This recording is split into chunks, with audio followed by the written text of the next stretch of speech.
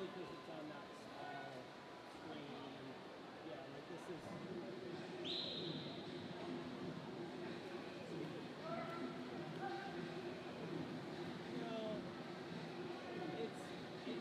It's hard to explain. It might look blurry to us, but to everybody, they see like that. Something similar to that.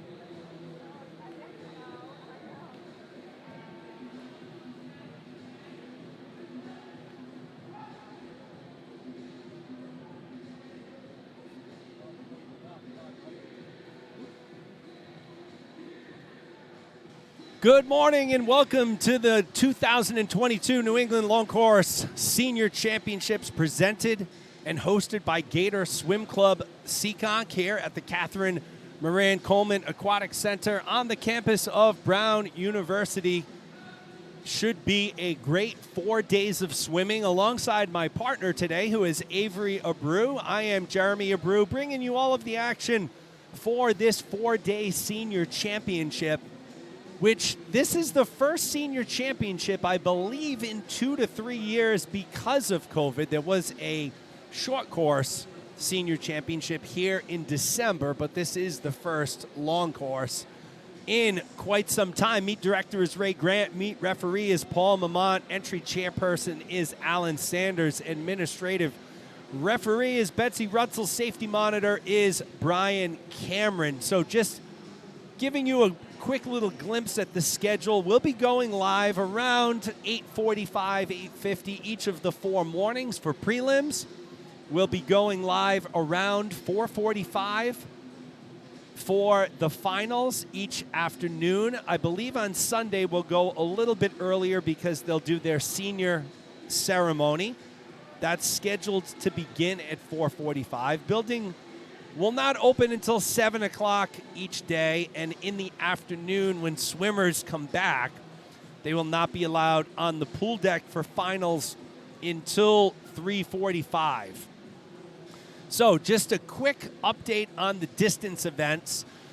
So Thursday and Sunday distance events, the 800 and 1500 freestyles. The fastest heat of 8 women and men will be swum at the beginning of the finals session. The remaining heats will swim immediately following the completion of the prelim session. The heats will be swum fastest to slowest, alternating men and women. So swimmers may be required, and I can change that maybe to they are required to provide their own timer in the B flight of the 400. So the 400 IM and the 400 freestyle, and they'll be required to provide 1 timer and 1 counter for the prelims of the 800 and 1500. So we all know there were time standards to get here into the seniors meet. Qualify in 1 event, you get 3 bonus events. Qualify in 2, you get 2 bonus. Qualify in 3 or more, you get 1 bonus event. So very important to note how finals are going to work. As I scroll down in my package here to find that. I know we have that information here. So there will be 3 finals. So the A and B finals, and there will be a C flight consolation finals. So with Brown University, there are 8 lanes. So there will be 24 swimmers, top 24 who come back for finals. Only the top 16 score points. So the top 16 score points. In an individual event, first place gets 20, second 17, third 16, fourth 15, fifth 14, sixth 13, 7 12, 8 11, 9 9, 10 7, 11 6, 12 5, 13 4, 14 3, 15 2, and 16th place gets 1 point. The C swimmers that are in the C finals, they don't get any points. It's a consolation final. There will be 2 alternates. So keep in mind, folks, if your swimmers come in, let's say 25th, 26th, 27th, maybe even all the way up to 30th, pay attention to communications from your coaches and such, because people do scratch all the time out of finals, and alternates do move up. Now, given that this is the first day of the meet on Thursday, probably won't be a lot of scratches for finals tonight, but on Saturday and Sunday, it typically gets to be a little more. Let's see what else, what other information I can give you. This is going to be a very exciting day. We're starting off with the 100 back. So I'll get you, they changed the order of the events a little bit. I believe it's updated in Meet Mobile. We're gonna start off with the 100 back. We'll move into the 50 free. So 50 free will be our second event. We'll go right, well, a lot of heats of that. We'll go right into the 2 fly. And then we will have our distance events, the 800 and the 1500.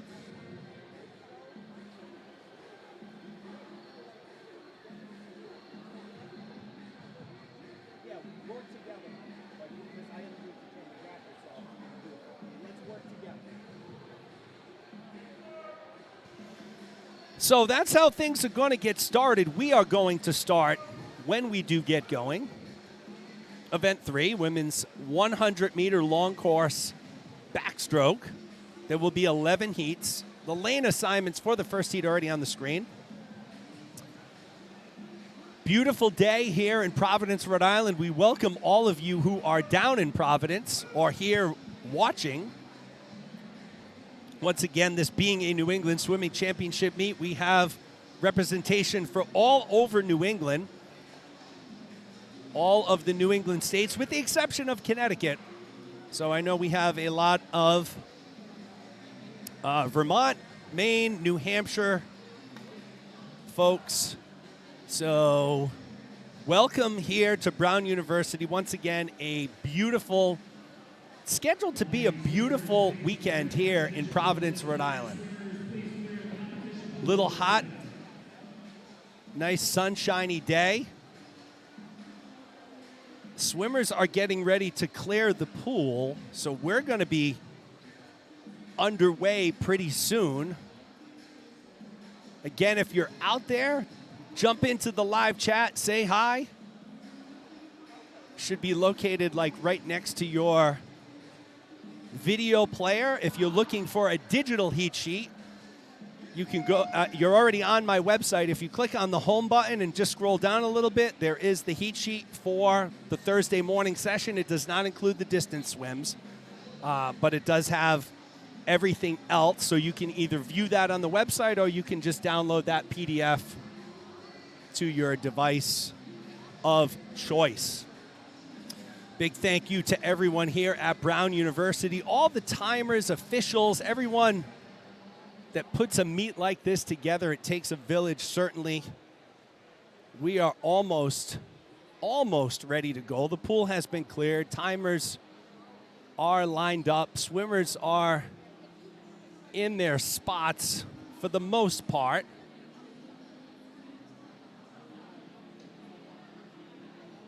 Should be a fun weekend for sure, as we get ready for our first event. which will be the 100 back. Let's see, it's been a tough going for our local Red Sox, losing on a pretty tough losing streak here. I think it's like 3 in a row. Whatever it is, they haven't won in Tampa yet. So after splitting with the Yankees at Fenway, they go down to Tropicana Field and they lose the first 2 to the Rays. So Red Sox are scuffling a little bit. Celtics just announced had their introductory press conferences with Malcolm Brogdon and Danilo Gallinari.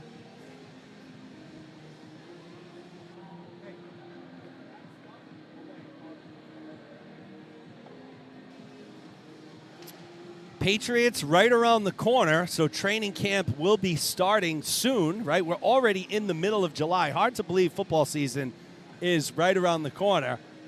So we're very excited about that. We're very excited about our meet here today. Once again, the Senior Championships at Brown University. This is the Catherine Moran Coleman Aquatic Center on the campus of Brown. We have our full complement of officials here this morning. The music is dying down, so I think that means we're getting ready to rock and roll. Annalise Shute will be in lane 3, Ula Haller in lane 4, Katie Tesson in lane 5.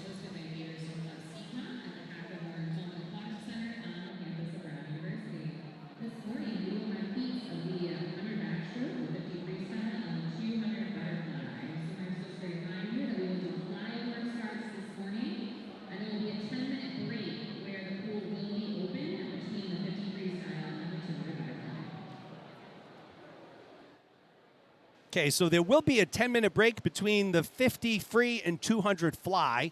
So just so you are aware of that, we'll take a quick 10-minute break. We're not actually connected into the PA system here at Brown. I'd like to be. So we're going to try and get that figured out, maybe between sessions. There's got to be a way that we can do it, input a cable from their system out. But we're ready to go here, folks. Swimmer is in the water, so we only have Ula Haller right now in the water in lane 4. So she's going to be swimming this opening heat, it looks like, by herself. Ula Haller from Crimson. So this is event 3, women's 100-meter long course backstroke. There will be 11 heats. This is one of 11. We're underway here at Brown. Interesting start for Haller, swimming the first heat by herself. I know some swimmers actually like being the only one in the pool. Others, they don't. They like to have that other swimmers in there to help pace, so on and so forth. So the records in the backstroke here. So for the 15 and 16 in New England, Elizabeth Beisel, July 7th, 2009, 1:00:69. Not surprisingly, the 17 and 18 record is also held by Elizabeth Beisel, 1:00:77, set on August 3rd, 2010. And then the New England Open record is Elizabeth Beisel's time from 2009, 1:00:69. So we'll see if we have any record breakers here today. As I look at the women's top seed, Natalie Mannion, 1:02:22. She is a Stanford commit. Haller had a soft touch there at the wall. She actually missed the touchpad. So she finishes up. We don't have a time for her. She actually touched the bulkhead right next to.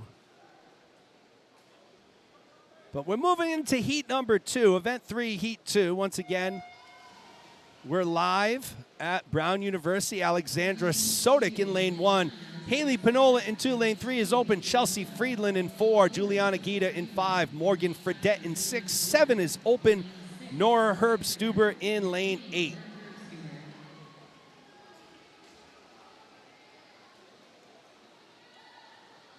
Chelsea Friedland coming in with the top time, 1:12:25. The 18-year-old from Crimson Aquatics.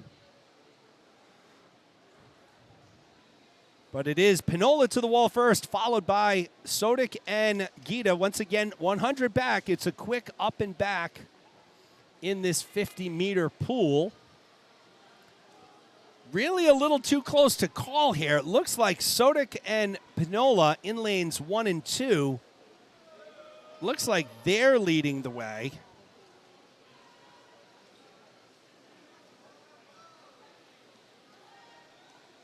As they get into the flags and the wall, let's see. It looks like it's going to be Pinola, and no, it's Sodic, 111.35. Pinola goes a 112.06, Friedland 112.15. So Sodic, your Heat 2 winner. That's Alexandra Sodic from Snapper Swim Club. We'll move right into Heat 3. Remember, if you're on the live chat, if you're on the live stream, jump into the live chat, say hello to me. You just got to type your name in and click the terms button box. I'd love to hear from you. I know we have quite a few people out there as the Heat 3 is underway. Skylar Knowlton in lane 1, Brooke Malvey in 2, Morgan Moniz in 3, Alexa Lindell in 4, Marina Johnson in lane 5. It's Medell Morosky in 6, Audrey Sambrook in 7, and Allison Bragg is in lane number 8. First appearance in quite some time I've seen from the Portland Porpoise Swim Club up in Portland, Maine. Alexa Lindell from Cape Cod comes in. Well, it's kind of a mix here because we have yard and meter times. So we have folks that are swimming this as a bonus. It is Marina Johnson from Kingfish at the halfway mark, but you see 7 of our 8 swimmers are 0.6 of a second apart. Anybody's race right now in the early going here at the Catherine Moran Coleman Aquatic Center. Looks like it could be lane 1, so that's Skylar Knowlton, 15 years old from Phoenix. It looks like Knowlton is in the lead. Let's see if she touches first, and she will. So Knowlton goes 109.72. Her teammate Malvey goes 110.49. Morowski 110.76 for third. Again, top 24 make it back. Top 16 swim in the A and B flight and earn points. C final, consolation final does not earn points. There will be 2 alternates.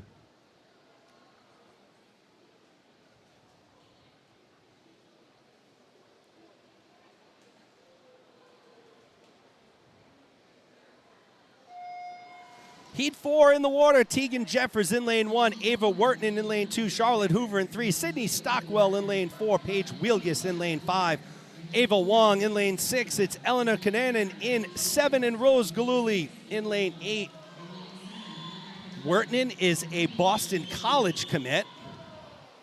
So she's swimming from Gators North.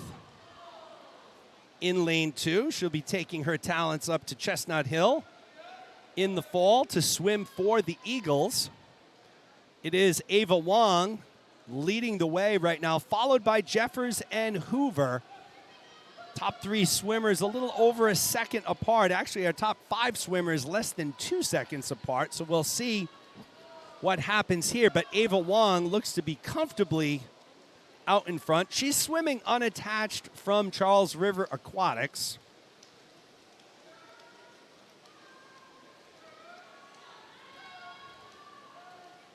So it looks like it will be Ava Wong who takes heat number 4.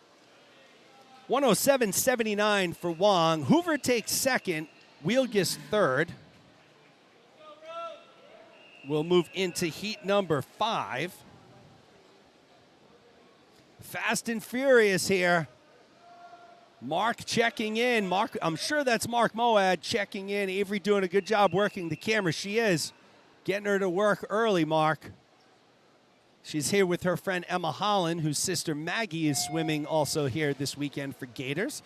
Heat 5 in the water, Irene Yang in lane 1, Abigail Sullivan in 2, Alexandra Akmeva in lane 3, Rebecca Siegel in 4, Julia Natishin in 5, Emily Clements in 6, Naomi Bogom in 7, and rounding out the field from the Dedham Health Hydra is Isabella Lombard. Rebecca Siegel from Greenwood comes in with the top time, 110.07. Again, fairly tight group of swimmers here as they make the turn. It is Sullivan touching first from solo, Abigail Sullivan. She's leading the way in lane 2. Again, don't expect any breakaway races so far this morning. This is the best of the best in New England. Sullivan in 2, Clements in 6. They're going to battle for supremacy here in heat number 5. And it looks like it will be Sullivan in 2.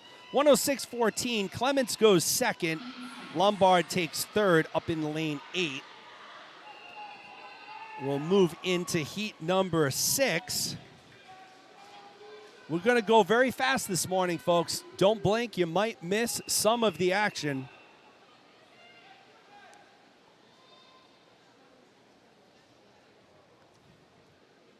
Heat 6 in the water. McKenna Murray in lane 1. Amalia Guerra in 2. Leah Walden in 3. Sarah Garrett in 4. Courtney Bogosian in 5. Elena Dudkina in 6. Debbie Wells in 7. Chloe Akambi in 8. Sarah Garrett from Executive comes in with the top time, 109.71. Keep an eye on Leah Walden in lane 3. She's been swimming exceptionally well of late. One of the youngest competitors here at seniors, 13 years old, from Bluefish. And it is Gators Swim Club Seekonks Courtney Bogosian at the halfway mark, 32.76, followed by Akambi and Murray.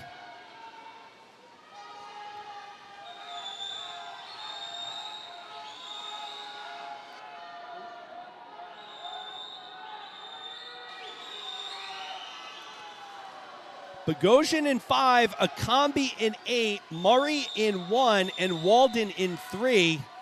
It's anybody's race right now at the flags and into the wall. Let's see who's going to touch first. It could be, and it is, Chloe Akambi from lane 8. Murray takes second, Walden third. 109.17 for Akambi. Swimming out of lane 8 from Gator Swim Club. We'll move into heat 7.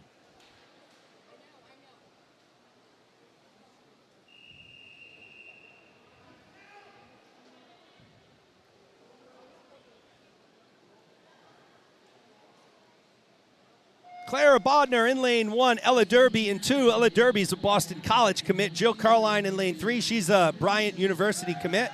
Jalen Howarth in 4. Michaela Chokareva in 5. Sophia Dimitrick in 6. Braylon Wilson in 7. And it's Addison Abreu in lane 8. Top time coming in belongs to Jalen Howarth, 18 years old from Solo, 109.27.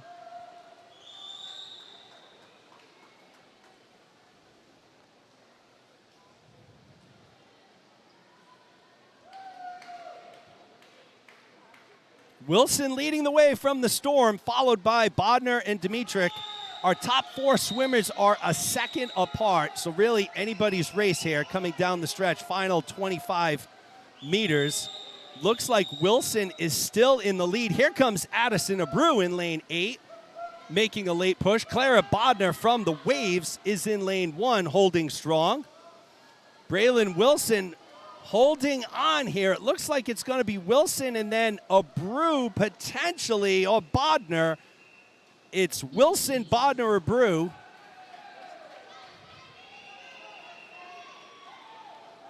So Wilson goes a 107.87. She's your heat winner. We'll move into heat number 8.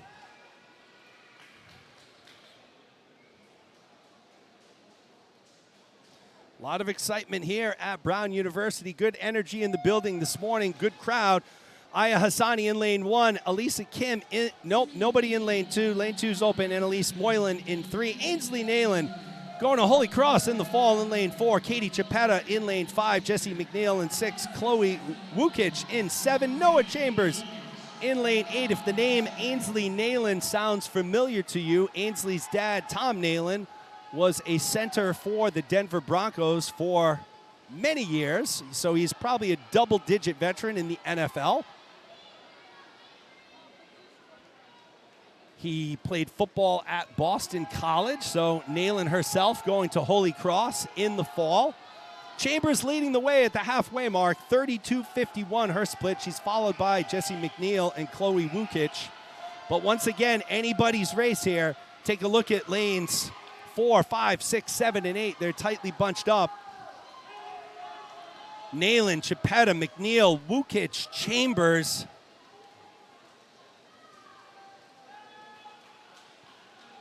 And it's going to be Nalen, 107.81. Wukic takes second, McNeil takes third. So Ainsley Nalen, your heat winner. As we move into heat number 9.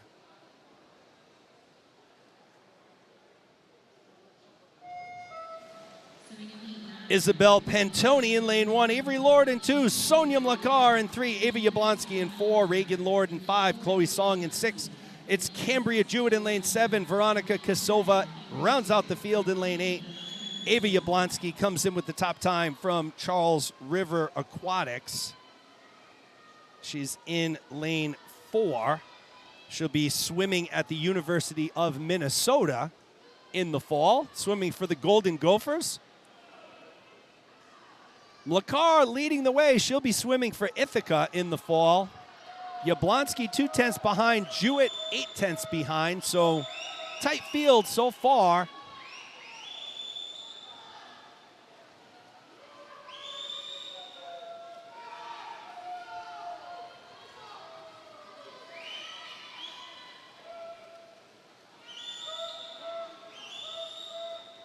Looks like it's going to be Yablonsky, so the Golden Gopher commit will be our Heat 1 winner. She'll out-touch Sonia Mlakar, who takes second. Cambria Jewett takes third.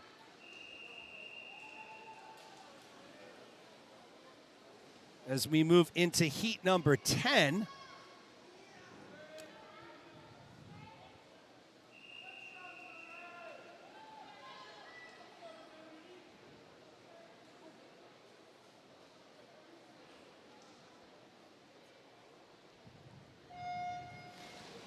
Heat 10 in the water. Allison Roach in lane run. Sophia Phelps in lane 2. Quinn White in 3. Zuri Ferguson, the Olympic trialist, in lane 4. Malia Amuan in lane 5.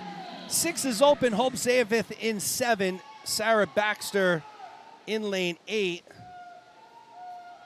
Malia Amuan, of course, a University of Michigan commit, along with Chloe Akambi, who we saw win earlier in lane 8. So they'll be taking their talents to the Big Ten. Swimming for the Wolverines.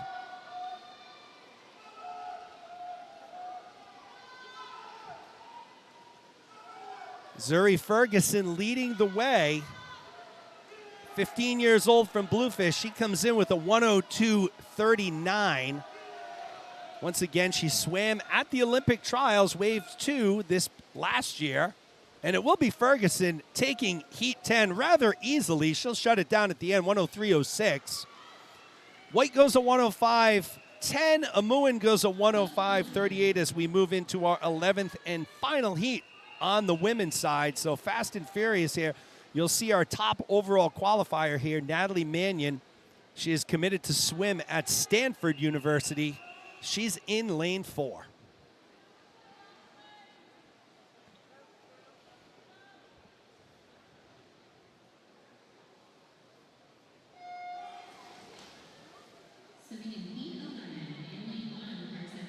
Carson Ide in lane 1. Victoria Novitsky in lane 2. Shea First in 3. Natalie Mannion in 4.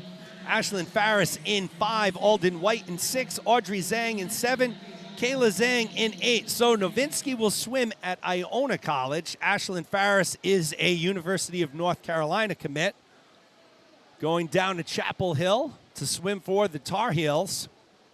It should be Mannion leading the way, and it is. She's out in a 30.98.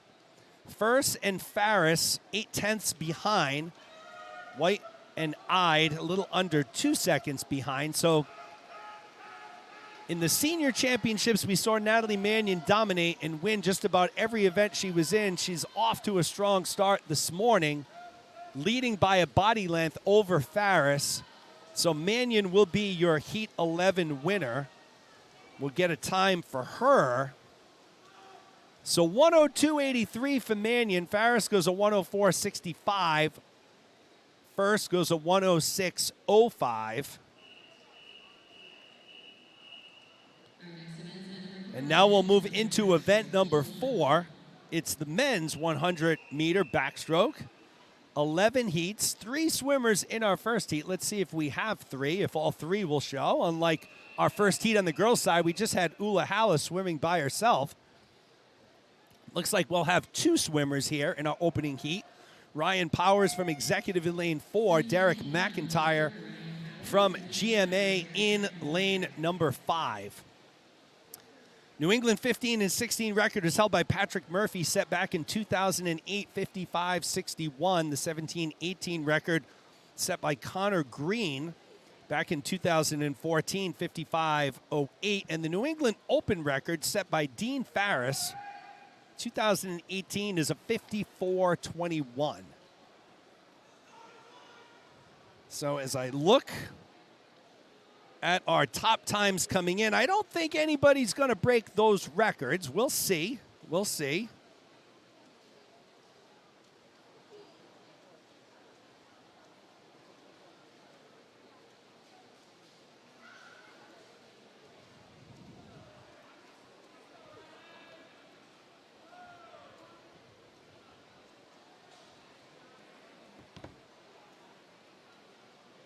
Ryan Powers from Executive with the slight edge, and he will edge out McIntyre. 108.01 for Powers, 108.51 for McIntyre.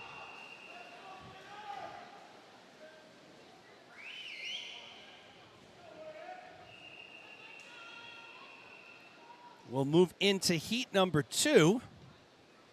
Great job by Avery Abreu right now manning the camera along with her partner Emma Holland from Gator Swim Club Seekonk. Our 2 10-year-olds. Heat 2 in the water. Samuel Reynoso Williams in lane 1.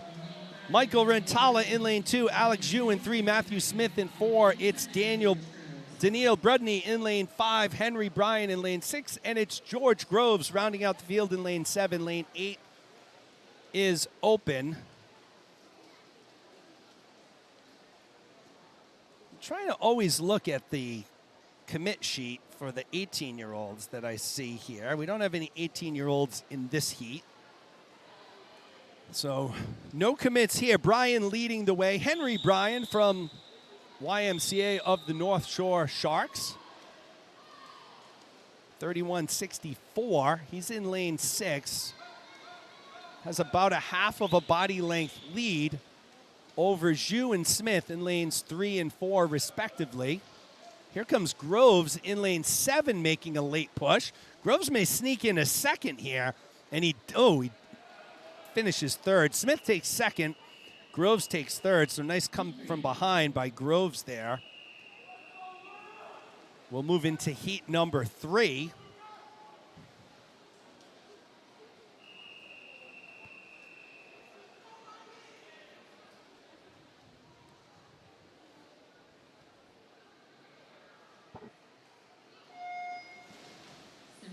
Luca Capoletto in lane 1. It's Nicholas Holovacs in 2. Nicholas Frangioni in 3. Campbell Hall in 4. William Ionon in 5. It's Ryan Connors in lane 6. Griffin Picard in 7. And Liam Jordan rounds out the field in lane number 8. Moving right along, event 4, heat 3 of 11. The men's 100-meter backstroke will go right into the 50 freeze after this. So if you think we're moving fast right now, folks, as the old saying goes, you ain't seen nothing yet. Hall, Frangioni, Ionon, and Capoletto, followed by Connors. So our top 5 swimmers, 0.5 of a second apart. It's going to set up for an exciting finish.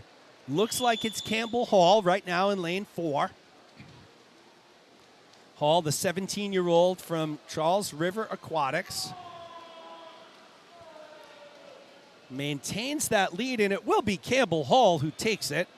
103.18. Frangioni takes second. Connors takes third. 105.27 for Connors. It's a time drop for him. So Campbell Hall, your heat 3 winner, will move into heat number 4.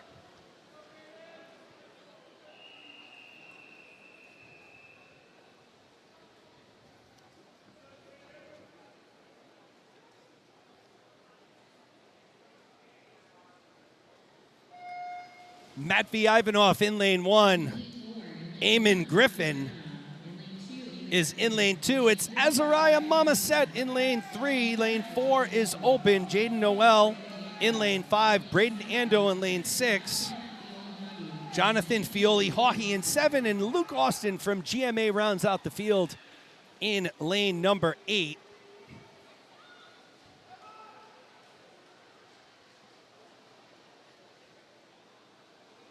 Ivanov leads the way. He's followed by Fioli-Haughey and Austin right on his heels. As a matter of fact, your top 5 swimmers 0.8 of a second apart. So once again, the same theme here. Nobody really pulling away a great deal. It looks like Ivanov is battling with Mamaset in lane 3. Fioli-Haughey in 7. Austin in lane 8. Let's see if Ivanov can hold off Mamaset here. He's making a late push in lane 3. Who touches first? And it will be Austin in lane 8. Fioli-Haughey takes second. Ivanov takes third. So Luke Austin, 104.29 for Austin. That's good for the Heat 4 victory as we move into Heat number 5.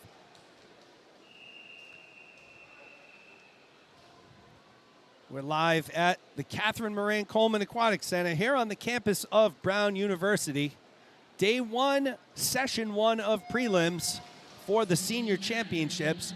Zach Prue in lane 1, Eric Linseisen in 2, Casey Connors in 3, Andrew Liu in 4, Brian Hickson in 5, Brady LePage in 6, Ryan Cam in 7, Noam Reinhorn from United Swim Club rounds out the field in lane 8.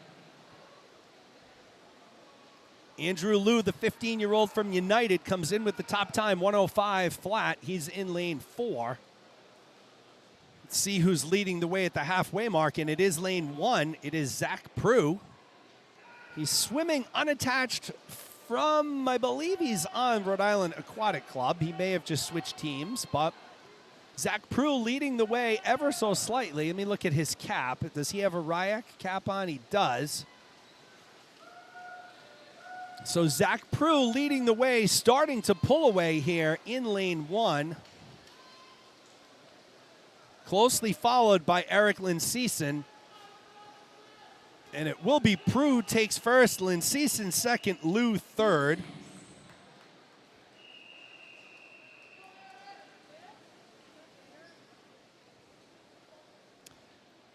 We'll move into heat number 6. Heat 6 of 11. Top time coming in belongs to Theodore Randall from Charles River Aquatics, 103.88. David Topi in lane 1, Quentin Miguel in lane 2. It's Eric Watka in 3, Theodore Randall in 4, Andrew Dew in 5, Galen Carter in lane 6, Michael Yang in 7, Dawson Rice from PVAA in lane 8. Shout out to Coach Corey. He's somewhere out here from PVAA. Corey is very difficult to miss on the pool deck. He's built like a linebacker in the NFL. For those of you who know Coach Corey from PVAA, great guy, great coach. Randall leading the way, followed closely by Carter. So keep an eye on lanes 4 and 6. But again, these swimmers are tightly bunched up, not a lot of separation as we continue to move forward. Quentin Miguel in 2, Randall in 4, Galen Carter in 6. It's going to be between them 3. Who's going to touch first? It looks like it could be Miguel. No, it's Randall. So Randall, Carter, and Watka. Miguel may have had a soft touch there, so keep an eye on Meet Mobile for the official times there, folks. We'll move into heat number 7, 7 of 11.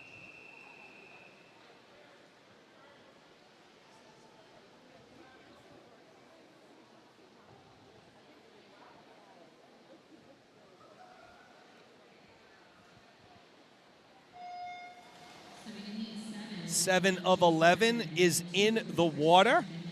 Chase Gagnon in lane 1, Christopher Smith in 2, Jaden Bunt in 3, William Porter is in lane number 4. It's Luke Jaguar in 5, Carrick Shea in 6, Patrick O'Connor in 7, and David Steinbrick in lane 8. I have a microphone that's about to die, so I got to plug it in. There we go. Microphone plugged in, crisis averted. Luke Jaguar leading the way at the halfway mark. He's followed by Jaden Bunt, Carrick Shea. Again, swimmers closely bunched up here.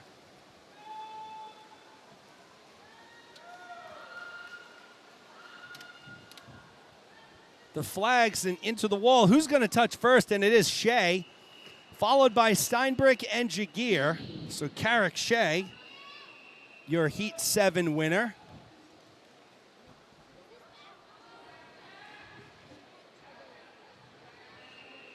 We'll move into heat number 8 of 11.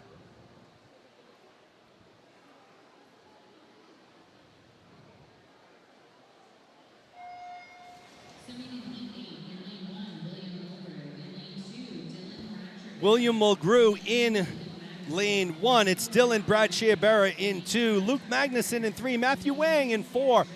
Tucker Durr in lane 5. Garrett Jones in 6. And in lane 7, it's Anthony Tazlikoff.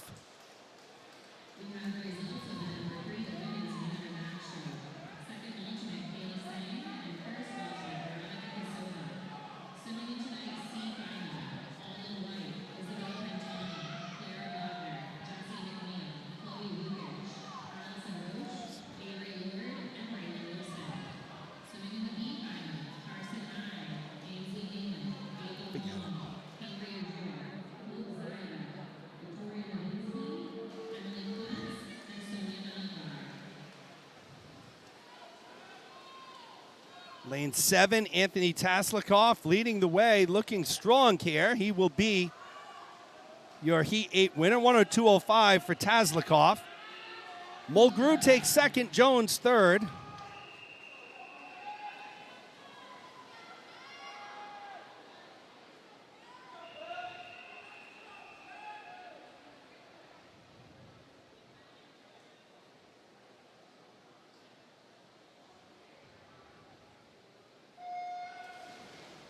Lane 9 in the water, it's William McClellan from Gators. Bradley Waters in 2, Timothy Johnson in 3, Jack Marin in 4.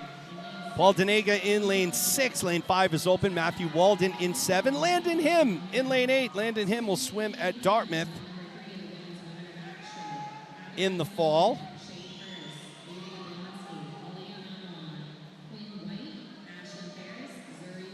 William McClellan, of course, in lane 1. The Gator and Barrington High Eagles standout.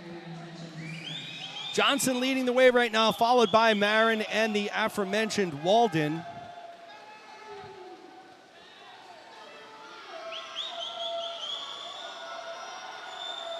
Jack Marin, 16 years old from Bluefish. He comes in with the only sub 1 minute time in this heat.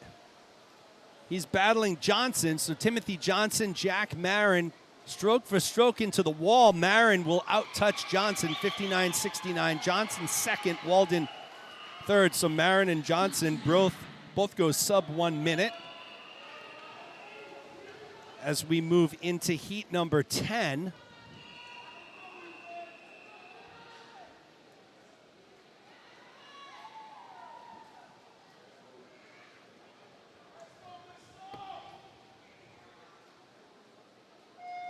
Evan Allen in lane 1. Cole Brooks in 2. Nathaniel Gorsuch in 3. Nathan Coleman in 4.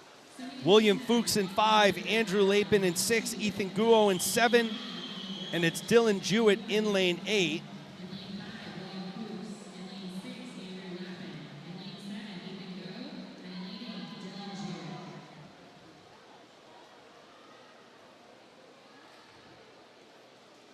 Looks like it is Jewett in lane 8 leading the way, followed by Gorsuch and Coleman.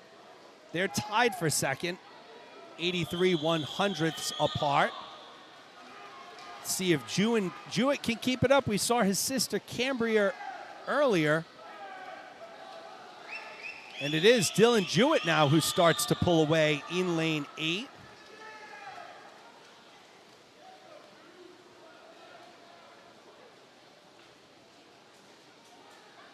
And it is Jewett who takes it, 59-78. Guo takes second, Fuchs third.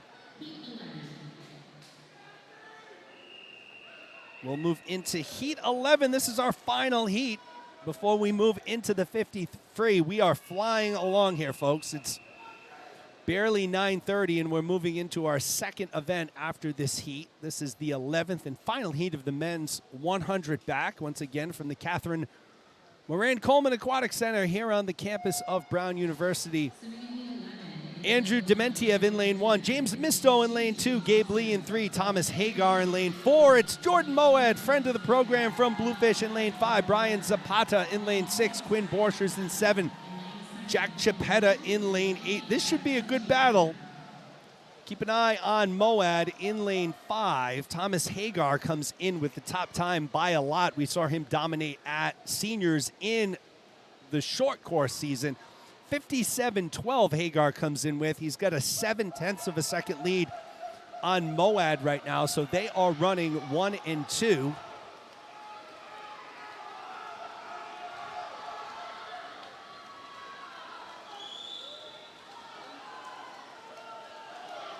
Hagar has now started to pull away, so it will be Hagar and Moad 1 and 2. They'll be your top 2 seeds for tonight, it seems.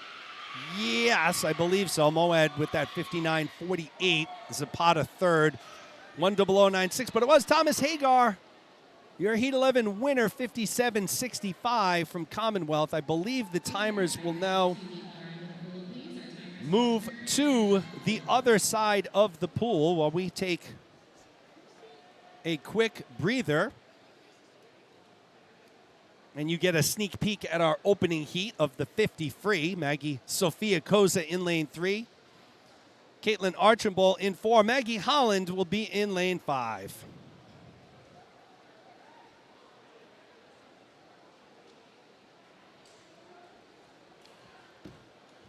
Timers will make their way to the other side. And while we have that time, let me give you the women's backstroke, our finalists.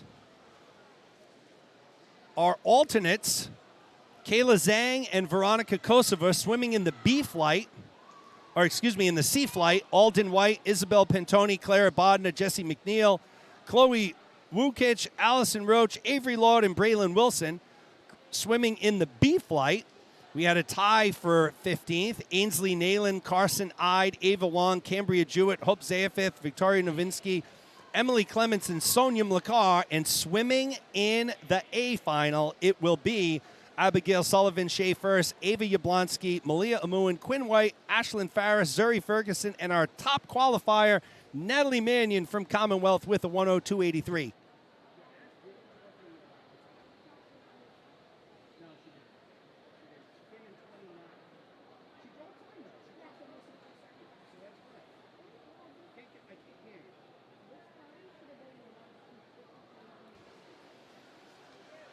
So our timers are getting situated on the other side of the pool. Again, between the 50 free and 2 fly, there will be a 10-minute break. So it will be at that time I will give you the men's finalists for tonight. But before we get there, we have to get to the 50 free. Event 5. 50 free.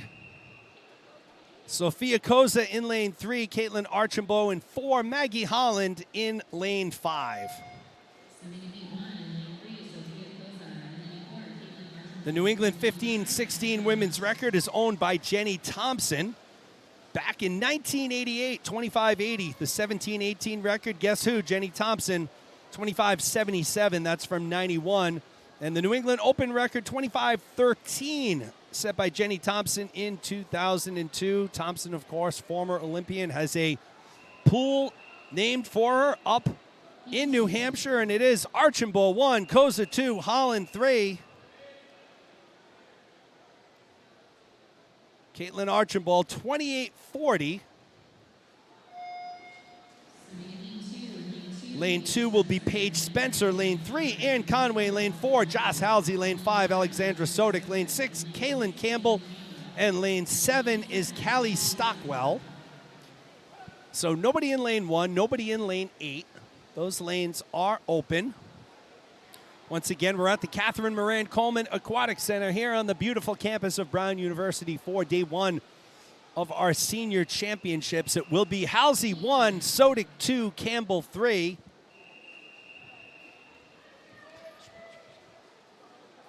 We'll move into heat number 3. Joss Halsey, once again, your heat 2 winner. Nice job by Halsey. Caitlin Lacey in lane 1, Katie Tesson in 2, Naomi Bogom in 3, Kelly Wilhite in 4, Dana Lee in 5, Braylon Wilson in 6, Olivia Nault in 7, Paige Wielgus in 8. I can tell you Dana Lee is a Brown University commit, so she's very familiar with this pool, swimming for Gators and then Commonwealth. She will be calling the Catherine Moran Coleman Aquatic Center her home for the next 4 years. Congratulations to Dana, who takes first, Bogom second, Wilhite third. We'll move into heat number 4.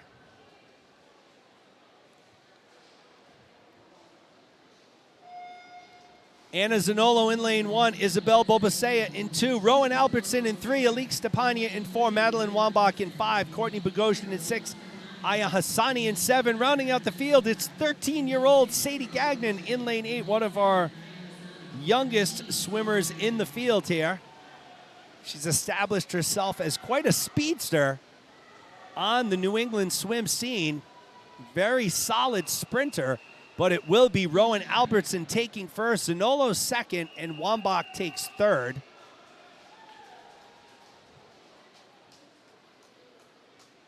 We'll move into heat number 5. Morgan Fredette in lane 1, Cara Dominici in lane 2, Holly Lear in 3, Juliana Gita in 4, Julia Natishin in 5, Isabella Zeppa in 6, Eleanor Kunanen in 7, and Allison Jacques in lane 8.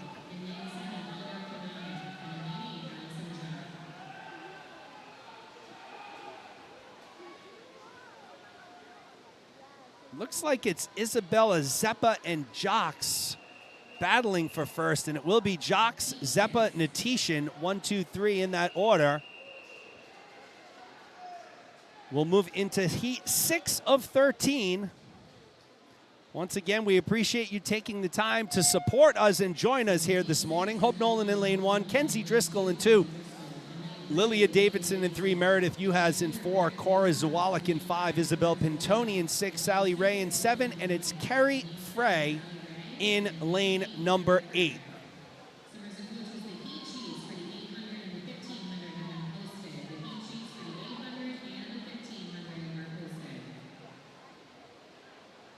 Looks like it's lane 4. No, it's Kerry Frey who takes first. Uhas second.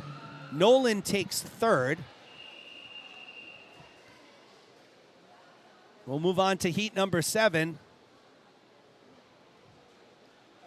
Alexandra Akhmeva in 1, Veronica Kosover in 2, Addison Abreu in lane 3, Tegan Jeffers in 4, Anya Rao in 5, Anna Coleman in 6, Gabriel Harding in 7, and Annalise Shute in lane 8.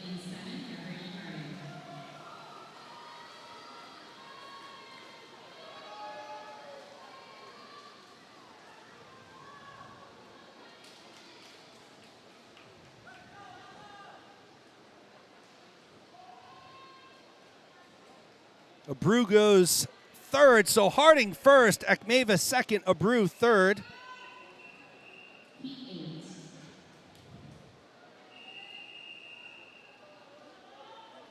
We'll move into heat number 8.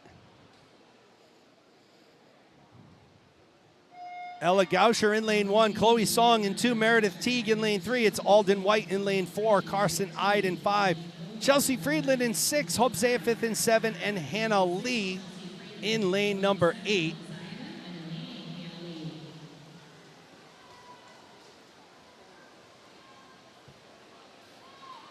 Good crowd here at Brown University. Good crowd online. Good to see. It looks like it's going to be Chloe Song in lane 2 taking first.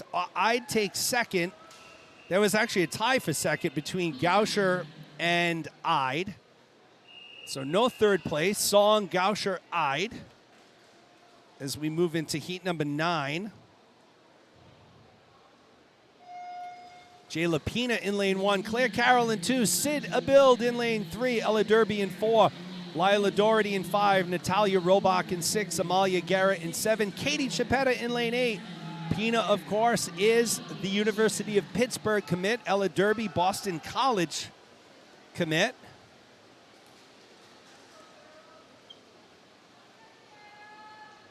Looks like it's going to be Pina in lane 1, and it is. Pina, 27.88. Garrett takes second. Abild takes third. So Jayla Pina, your Heat 9 winner.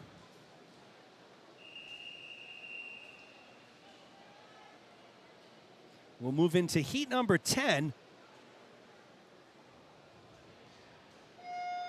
Skylar Knowlton in lane 1, Elle Anthony in 2, Alexa Lindell in lane 3, Caroline Cavalier in lane 4, Allison Brown in 5, Sarah Garrett in 6, Morgan Moniz in 7, Noah Chambers in lane 8.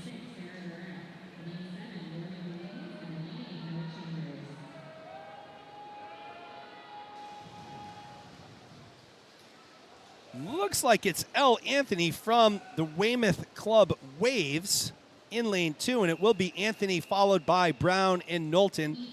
They are your top 3.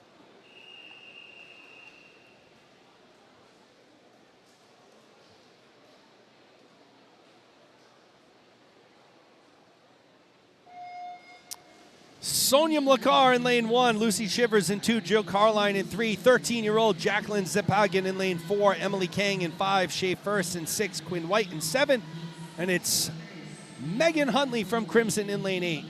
Keep an eye on lane 4. That's Jacqueline Zepagin, one of the youngest competitors here, 13 years old from Bluefish. She's battling Emily Kang. Let's see who's going to touch that wall first, and it is Kang, followed by Zepagin and First.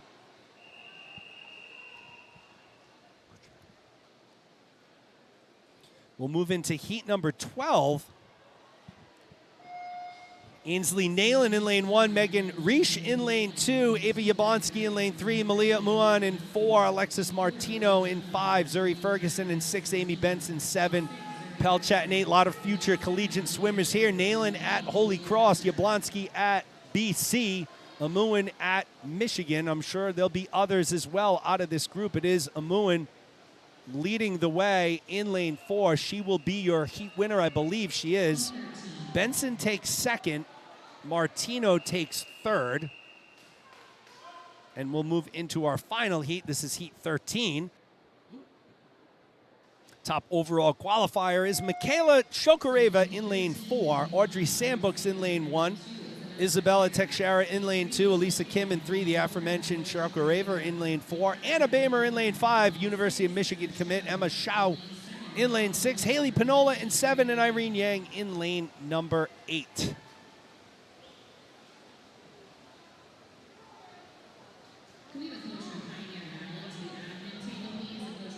So none of the Jenny Thompson records get touched. Kim takes first, Bamer second, Shokareva third. As we move into event 6, it's the men's 50-meter freestyle. There will be 3 swimmers in our opening heat, and they are all there. Aubrey Hallige in lane 3, Brady LePage in 4, Mason Romantic, one of the best names in swimming here in lane 5. New England 15-16 record held by Andrew Benson back in 2018, 23:09. 17-18 record, Matthew Yish, 23:04. New England Open record held by Dean Farris, 25:70 back in 2018. And it is Romantic, followed by Hallige and LePage.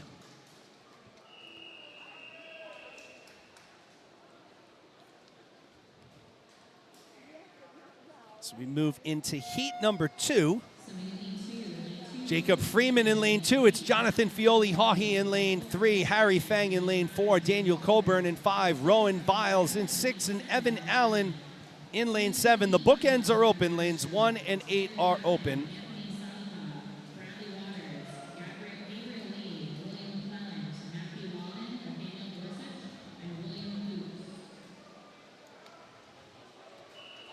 Freeman takes first, Viles second, Allen third.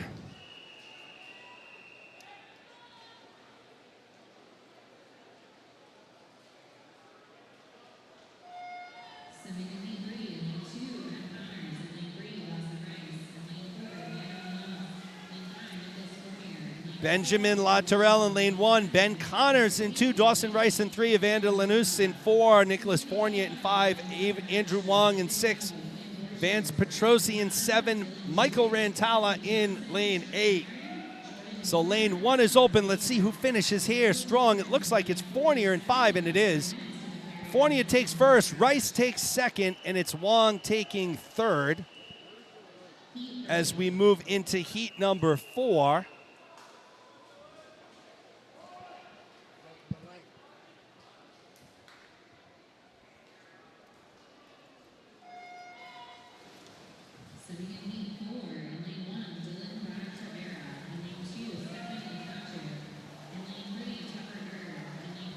Lane 1 is Dylan Brad Bashir. Lane 2, Stepan Ignayev. Lane 3, Tucker Durr. Lane 4, Nathan Moykins. Lane 5, Grayson Smith.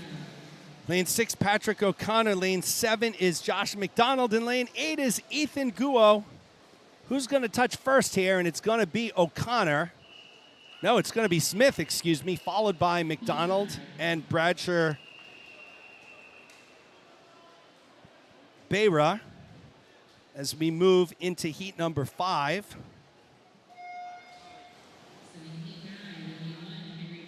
Henry Bryan in lane 1, Eric Zhu in 2, Brandon Liu in lane 3, Tyler Bosma in lane 4, Paul Shannon in 5, Dalton Lucci in lane 6, Brian Zapata in lane 7, William Burke rounds out the field in lane number 8. Tyler Bosma from Solo as the top time. Coming in, 22:44. Let's see who takes this one, and it is Bosma taking first. Shen second, Brian third.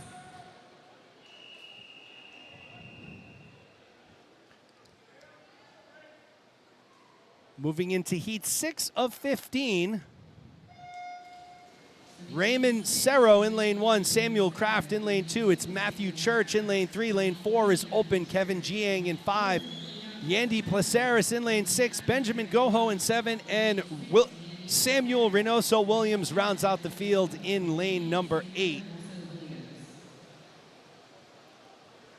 Looks to be Kraft from Kingfish in lane 2, and it will be Kraft, followed by Placeris and Jiang. So Kraft takes heat number 6. We'll move on to heat number 7.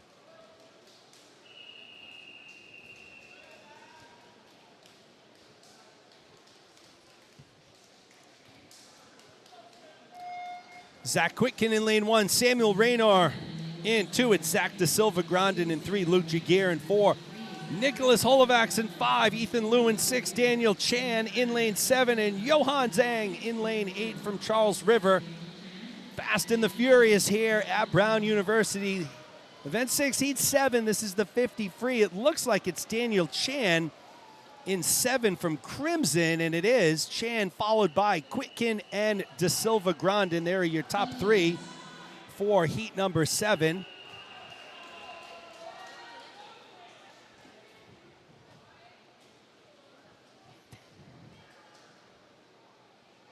Cole Brooks in lane 1, Zach Prue in lane 2, Lucas Nelson in lane 3, Andrew Billsbury in lane 4, William Kanan in lane 5, Ryan Powers in lane 6, Joseph Kerouac in lane 7, and it's Caleb Del Rosario from Greenwood Swimming rounding out the field in lane 8.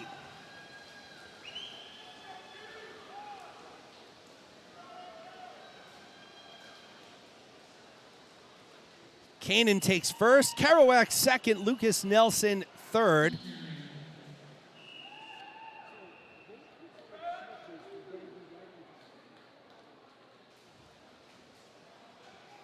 Thank you.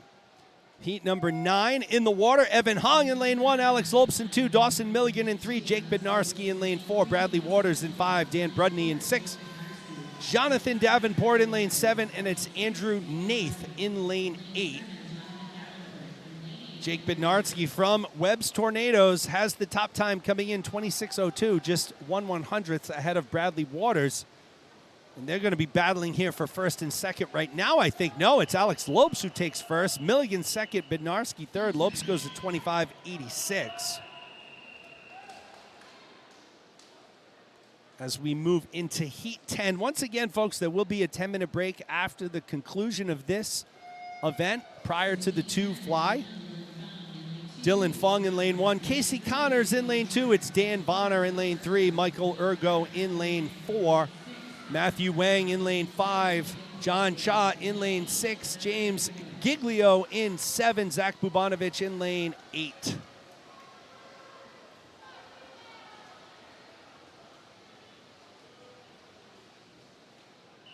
Ergo, Wang, Vonner, 1, 2, and 3 in heat number 10.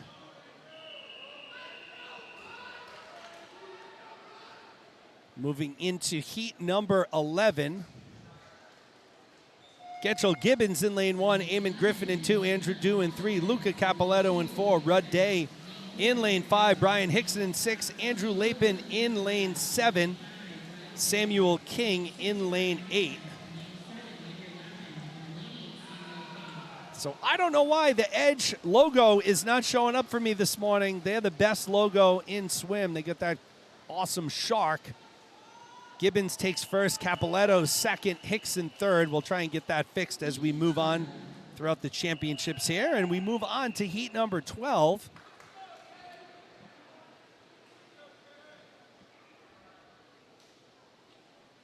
Azariah Mamaset in lane 1, Carrick Shea in 2, Gabe Lee in 3, Sean Paley in 4. It's Paul Denega in lane 5, Nate Coleman in 6, Anthony Wong in 7, and Theo Baudet in lane 8.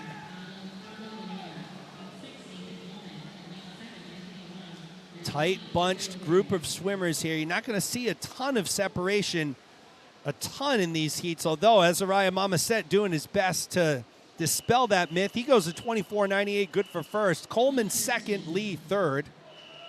So the 15-year-old from Inner City Marine takes heat number 12 as we move into heat number 13. Raymond Whitaker in lane 1, Garrett Jones in lane 2, William Anon in 3, Eric Lynn Sison in lane 4, Marcel Liu in lane 5, David Topi in lane 6, Jaden Bunt in 7, and Nathaniel Gorsuch in lane 8.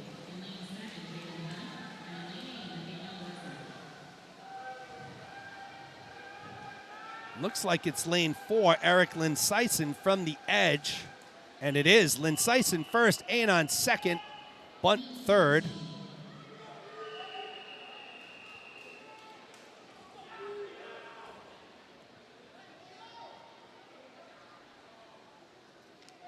Heat 14 in the water, Matvey Ivanov in lane 1, Jason Chiapinelli in lane 2, Theodore Randall in 3, James Misto in 4, Ethan Vandewater in 5, Thomas Powers Hammond in 6, Eric Watka in 7, and it's Timothy Johnson in lane 8. This should be a fast one. Keep an eye on Misto in lane 4. Powers Hammond in lane 6, but it will be Misto, 24.30. Powers Hammond second, Randall third. And we're into our 15th and final heat of the men's 50 free. Will McClelland in lane 1, Christopher G in lane 2, Jamison McEnany in 3, Daniel McLaughlin in 4, Aiden Kelly in 5, Luke Magnuson in 6, Cameron Wedelet in 7, and Ethan McConaughey in lane 8. Actually, lane 4 is open, so no Dan McLaughlin here. We're moving so fast, it's tough to tell. It looks like it's Aiden Kelly from Cape Cod who will be your top qualifier, maybe 24.51. We'll have to check the times. McClellan takes second in lane 1, 24.65, and McEnany takes third. So I believe there will be a 10-minute break now, if I'm not mistaken. 10-minute break coming up, so we'll use that time to get you the finalists for the men's backstroke. We'll get you that. We'll be back in about 2 minutes.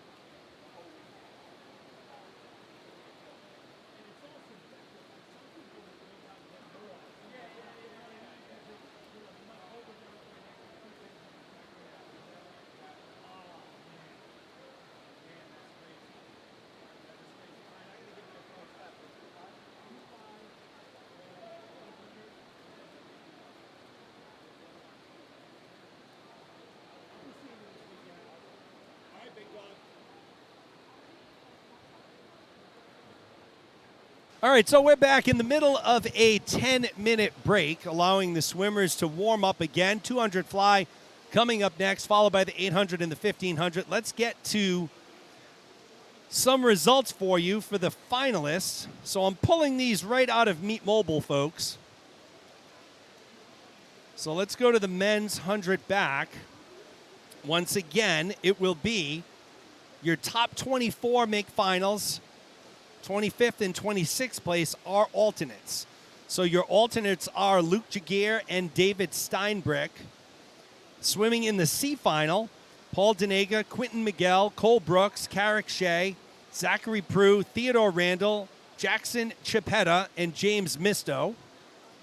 Swimming in your B final, Andrew Lapin, Anthony Taslikoff, Bradley Waters, Gabe Lee, William McClellan, Matthew Walden, Nathaniel Gorsuch, and William Fuchs.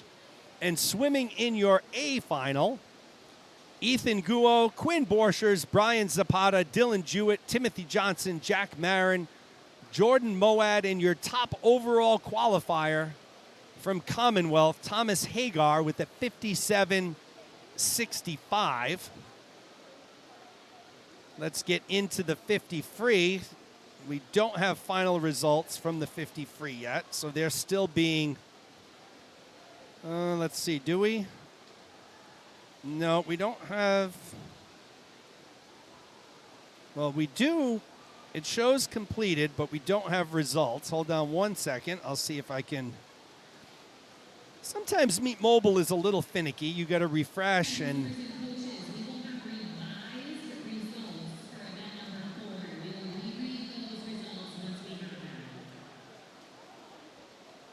Okay, so the women's 50-meter free. Again, folks, these are unofficial. These are coming from Meet Mobile. 22, 23rd, 24th. All right, so it's interesting. We had 3 swimmers with a 28:31. That was Jill Carline, Katie Tesson, and Audrey Sambrook. So I don't know if there's going to be a swim-off or how they're going to handle that.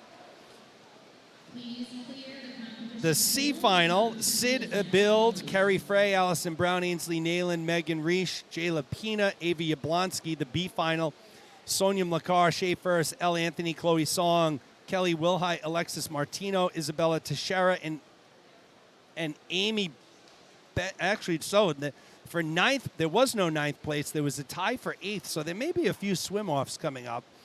Amy Benson and Naomi Bogom both had a 27:40. Again, this is the A final. Jacqueline Zapagan, Dana Lee, Emily Kang, Michaela Shokareva, Anna Bamer, Malia Amoon, and our top overall qualifier was Alyssa Kim from Phoenix, 27:12. We don't have the men's yet. We'll get you the men's shortly.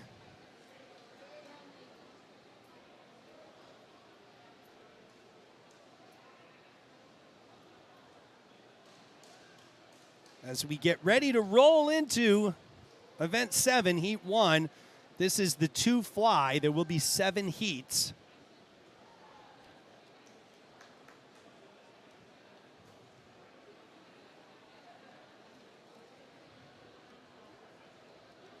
So a good start to our morning here at the Catherine Moran Coleman Aquatic Center.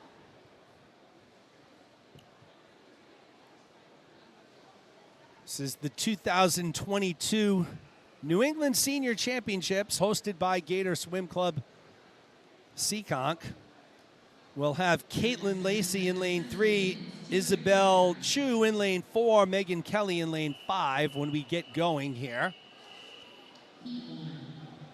The New England 15-16 women's record held by Alex Forrester.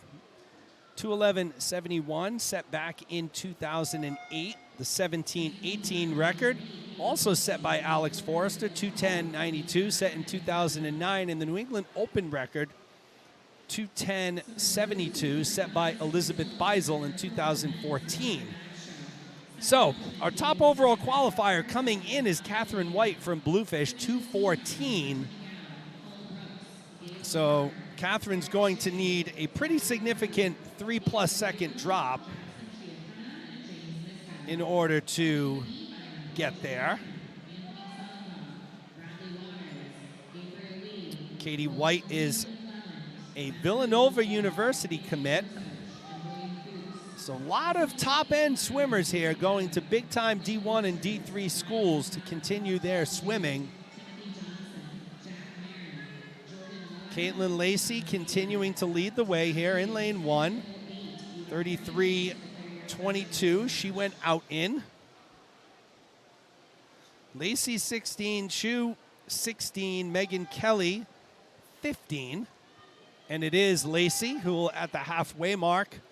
1:11.22. She leads the way. She's followed by Izzy Chu. In second, Megan Kelly third. Lacey comes in with a 2:15.66. This is a bonus event, and that was her short course converted time. You'll see that in the opening heats of many of the events, it will be swimmers who swam these events as a bonus, meaning they did not make the qualifying cut but chose this event to swim in. And you'll also see swimmers who maybe don't have the cut in long course, but they have the converted short course cut. So coming down the stretch, it's still Caitlin Lacey from Gators. Let's see if Izzy Chu can make a move in lane 4. She's starting to gain a little bit of ground. This is where that lactic acid builds up. Final 25 meters here. And it looks like it will be Caitlin Lacey unless Chu in the last 15 meters can pull off a miraculous comeback. Here comes Megan Kelly in lane 5. So she's going to try and battle for second. It will be Lacey who takes our opening heat. Chu takes second, out-touching Kelly by 2/100ths, so nice battle there. But Caitlin Lacey, your Heat 1 winner as we move into Heat number 2. Lane 8 will be open. Addison McDonald in lane 1. Amelia Howe in lane 2. Jennifer McGrail in 3. It's Lila Doherty from PVAA in lane 4, 14 years old. Nice job by Lila. Savina Villani in lane 5, Ellie Wang in lane 6, and Grace Yu in lane 7. Once again, lane 8 is open. Amelia Howe, Jennifer McGrail leading the way early.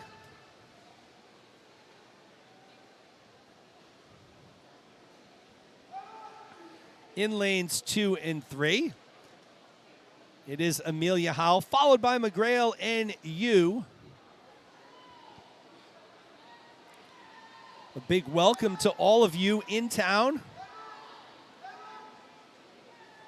that have made the trek from all destinations, north, south, east, and west in New England, down here to beautiful Providence for the weekend. For those of you not here, you're on the live stream likely, maybe watching from work. Hopefully you're not at work, maybe remote, working at home. Amelia Howe at the halfway mark. She will be our leader. 1:10.96. McGrail a second behind. You 3 seconds behind. If by some coincidence you are listening to the live stream and you're not here today, but you will be here maybe tomorrow, tonight, or the weekend, a lot of good dining to offer in Providence, Rhode Island. Brown University sits on what they call the east side of Providence, about a block east of Brown University is Thayer Street, which is host to a number of restaurants where you can get some food, get some snacks, do some shopping. If you're looking for Italian food, look no further than Federal Hill. So tons of good dining options for you in Providence. It's going to be a busy weekend. We have 37 teams represented here this weekend.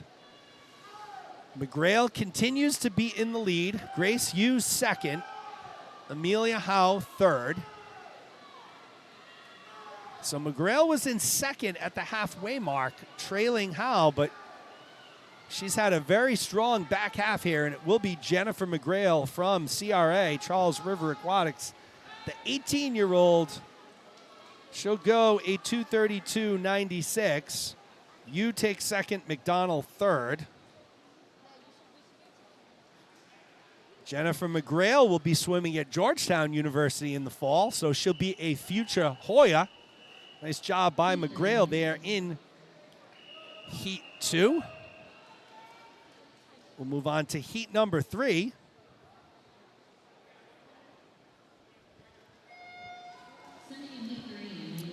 Grace Wong in lane 1, Joss Halsey in lane 2.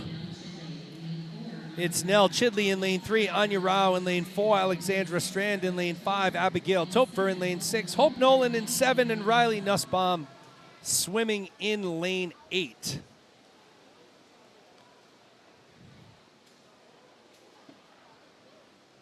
Grace Wong will be swimming at the University of Virginia in the fall, so she'll be a Cavalier.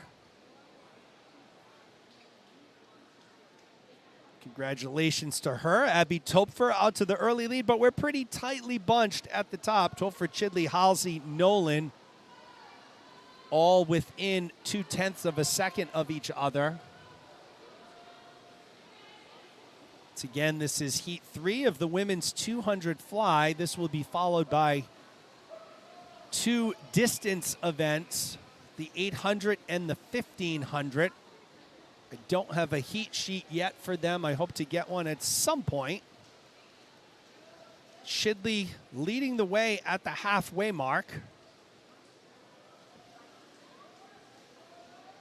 followed by Topfer and Nolan.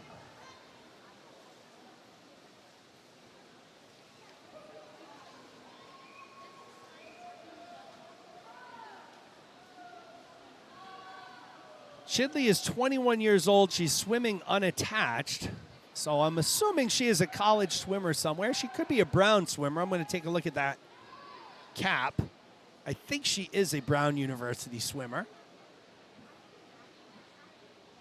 She'll make the turn for home, followed by Abigail Topfer and Joss Halsey. And it does look like a Brown University cap for Nell Chidley. And it is, so she's a Brown University swimmer, getting some work in this summer. She's looking strong. She'll be your heat winner.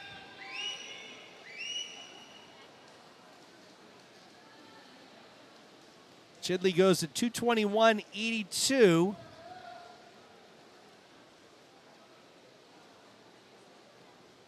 Topfer takes second. Third place looks like it'll go to Halsey, and it is. Halsey 2:34.80. So Nell Chidley, your heat 3 winner, was as we move on to heat number 4.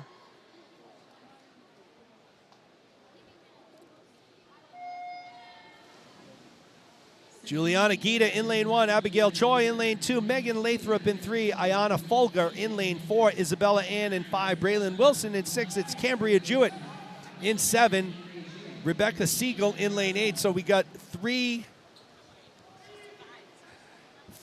storm swimmers here in heat 4, Gita in 1, Wilson in 6, Jewett in 7.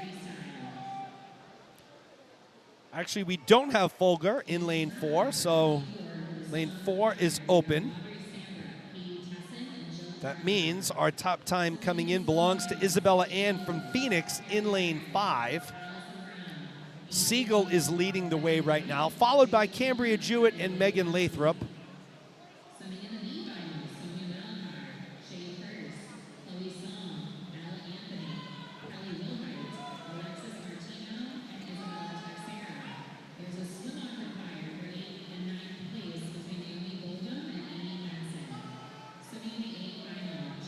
So I'm listening to the announcements. There are some swim-offs that will be happening. There are some swim-offs that will be happening in the 50 free, so I'll have to take a look at that. I did not hear who it was. We did see there were a few ties mentioned, so there will be some swim-offs.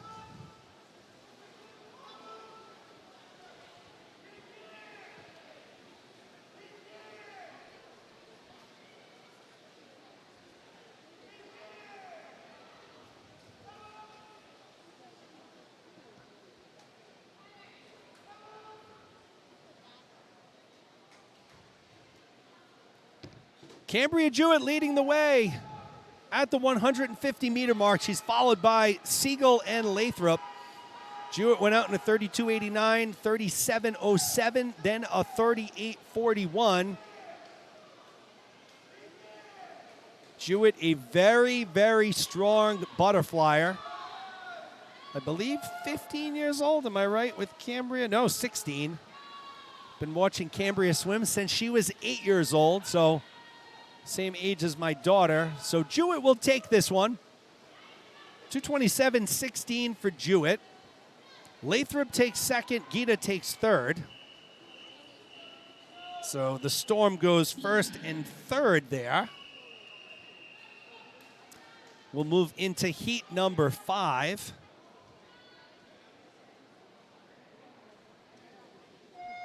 Caroline Cavalier in lane 1. It's Eilert Nishikawa-Geitham in 2. Clara Bodner in 3. Natalie Mannion in 4. Christina DiPietro in 5. Margot Levake in 6. Allison Brenner in 7. Katie Chiapetta in 8. Keep an eye on 2 Bluefish swimmers here. It's Eilert Nishikawa-Geitham, 12 years old, so our youngest senior swimmer this weekend. 12 years old, Nishikawa-Geitham. She's in lane 2. And 13 years old. There's a few 13-year-olds here. One of them is Margot Levake from Bluefish. It is Mannion, though, leading the way. She's in lane 1, followed by DiPietro and Brenner. Mannion, of course, will take her talents out west to Stanford University in the fall. She comes in with a 2:15.69.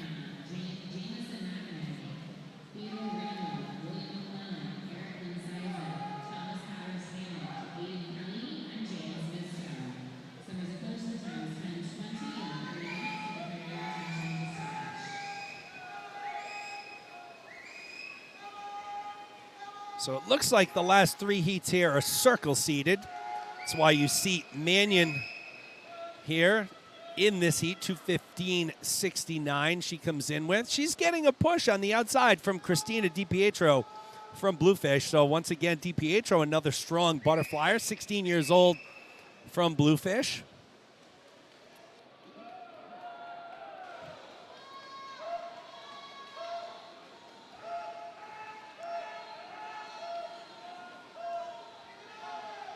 Mannion and DiPietro battling down the stretch here.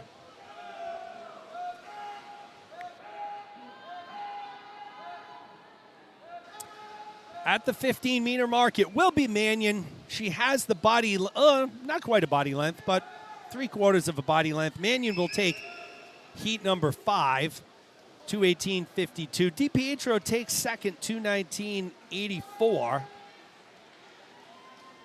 Claire Bodner takes third.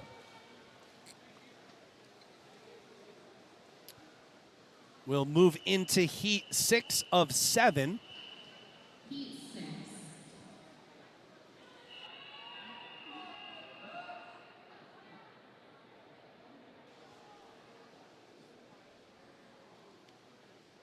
Abigail Gowern in lane 1. Ruby Groves in lane 2. Skylar Knowlton in lane 3. Amanda Wickus in lane 4. Alexis Martino in 5. Emma Villu in lane 6. Claire Moshe in 7. Francesca Dolby is in lane 8. Ruby Groves will be swimming in the fall at Williams College. So congratulations to Groves. Alexis Martino will be taking her talents down to Storrs, Connecticut, swim for the Huskies of the University of Connecticut. Martino leading the way right now, followed by Witkiss and Villu. This is heat 6 of 7. Martino continues to look strong in lane 5. 18 years old, from Phoenix Swimming, came in with a 2:19.50. Not going too far, just down I don't know. From where Alexis lives, I'm not sure how she would get to stores. Number of different ways, but not too far, staying in New England. Sure, her parents are excited for that. They'll be able to make that trek out to watch her swim. Martino continues to lead the way. Here comes Skylar Knowlton. So Knowlton is her Phoenix teammate.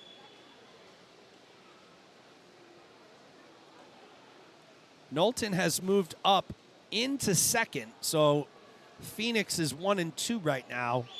Knowlton is in second. Vilu third.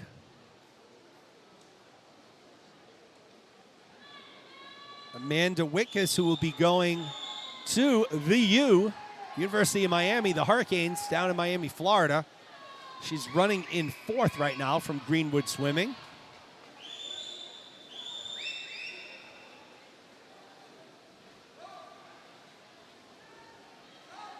So Alexis Martino will take this one. Knowlton closed the gap quite a bit. She takes second, Vilu third. Fourth place, we had some soft touches there, so we're going to hold off on calling fourth place, and we'll move into our final heat.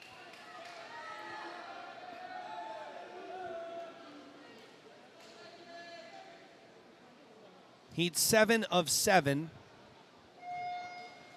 Fiona Wang in lane 1, Amelia Barron in 2, Anna Bamer in 3, Catherine White in lane 4, Ashlyn Farris in lane 5, Victoria Novinsky in lane 6, Megan Nelson in 7, and Jelena Plawucha in lane number 8. Our top time coming in belongs to Katie White. We talked about her earlier.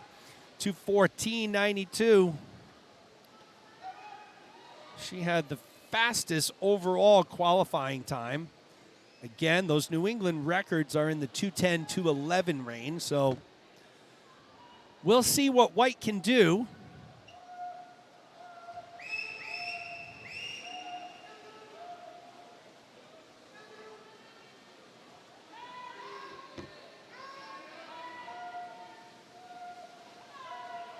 White is leading the way, followed by her Bluefish teammate, Ashlyn Harris.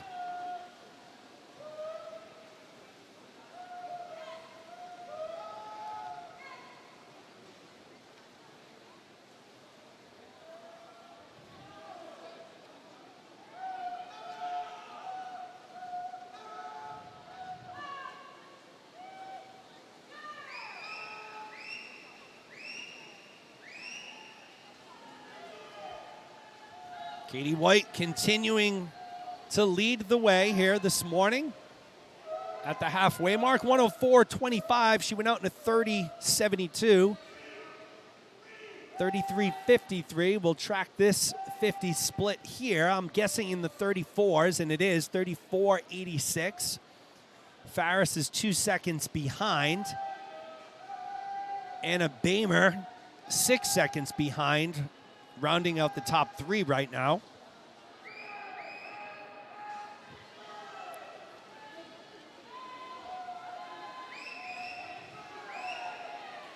Katie White looking strong, so White and Farris will go 1 and 2. Let's keep an eye on the time. I believe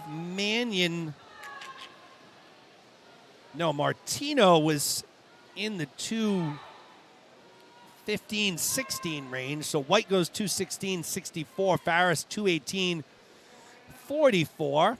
Bamer takes third, 2:24.83, and we'll move into event number 8. It's the men's 200-meter butterfly. There will be 9 heats.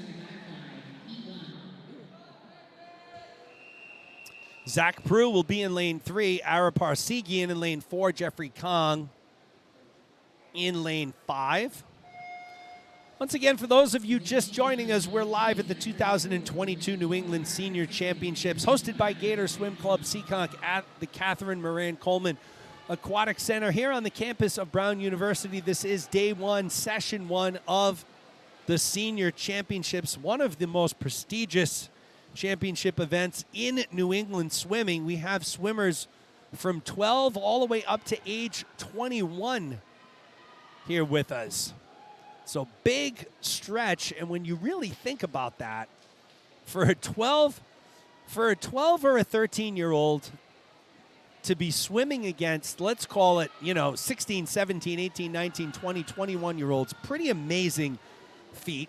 Again, one 12-year-old in the field so far that I've seen. I think there is only one. There are a few 13-year-olds. As you get into 14, the number gets a little bigger, so on and so forth. But when you think of that age group, so 21 years old, you're typically a junior in college. 12 years old, you're in 7th grade. So think about that, a 7th grader swimming against a junior in college, absolutely crazy. So a testament to all of these swimmers, all of their hard work, all of the time they spend at the pool, putting in those countless hours staring at that black line at the bottom of the pool.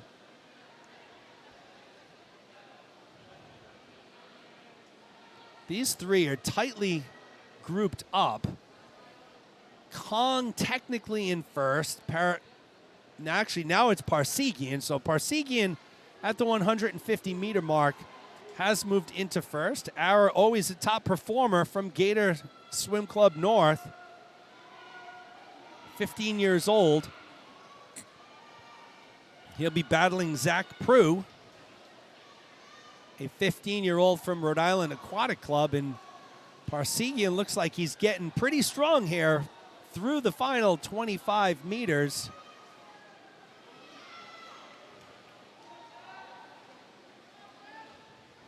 And it will be Parsegian who takes our opening heat, 2:24.11. Prue's second. Kong takes third. We'll move into heat number 2.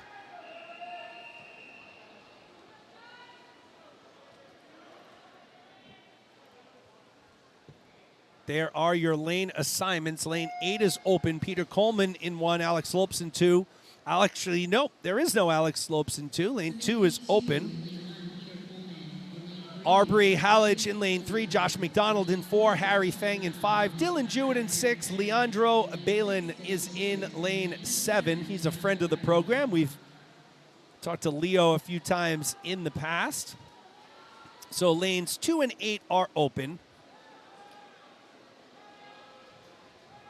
So for those of you in town, in between trials and finals, depending on where you're staying, plenty of stuff to do in Providence. Providence Place Mall.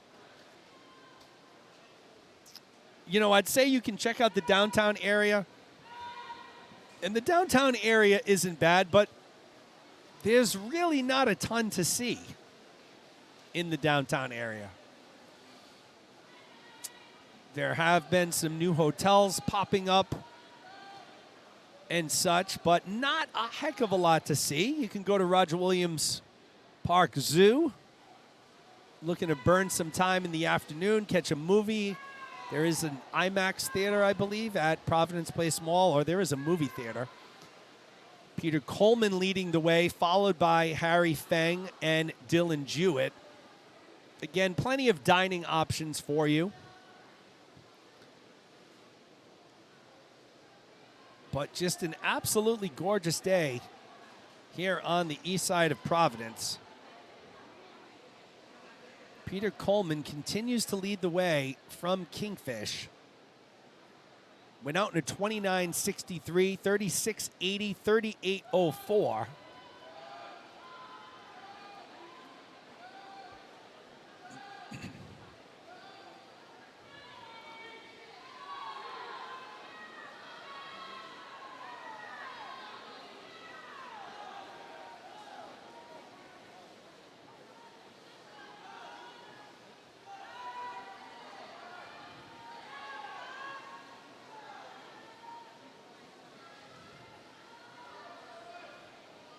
Coleman takes it 2:22.69. McDonald second, Feng third.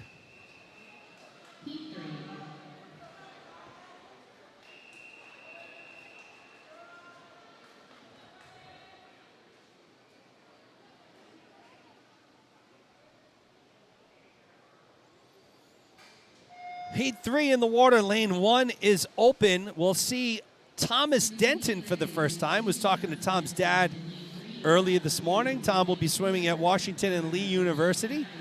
Alex Zhu in lane 3, Griffin Picard in 4. It's Damian Figuet, Kozarev in lane 5, Ryan Cam in lane 6, Quinn Borchers in 7, and Luke Austin is in lane 8. He'll be swimming at a great institution. I'm assuming he'll be swimming there. But he's going to a great school. He's committed to Roger Williams University right here in Bristol, Rhode Island. My alma mater. So, of course, that's why I'm so bullish on Roger Williams. Thomas Denton, as expected, out leading the way. It's funny, Thomas Denton is one of the most elite underwater swimmers here in New England. His style obviously lends itself very well to short course, where he uses those devastating underwaters to pull ahead of the field. And him and his dad and I were talking this morning, and he was saying, kids are starting to catch Thomas in long course, like during, in between the flags, so to speak. But Thomas looking strong here, followed by his Roger Williams committed GMA teammate, Luke Austin. So our outside lane's getting it done. If you've watched Austin in the backstroke, Denton in the backstroke. Again, crazy, crazy underwaters.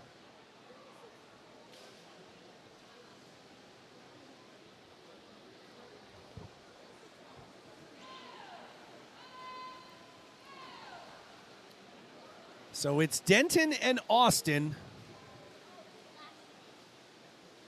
battling. I think Denton's going to hold on. We'll see, though. Austin's making a late move, and Austin may have passed him here. Austin with a strong finish, and it is. Luke Austin taking first, Denton second. It will be Damian Figuet Kosarev in third. So Luke Austin, the come-from-behind winner in Heat 3 as we move on to Heat number 4.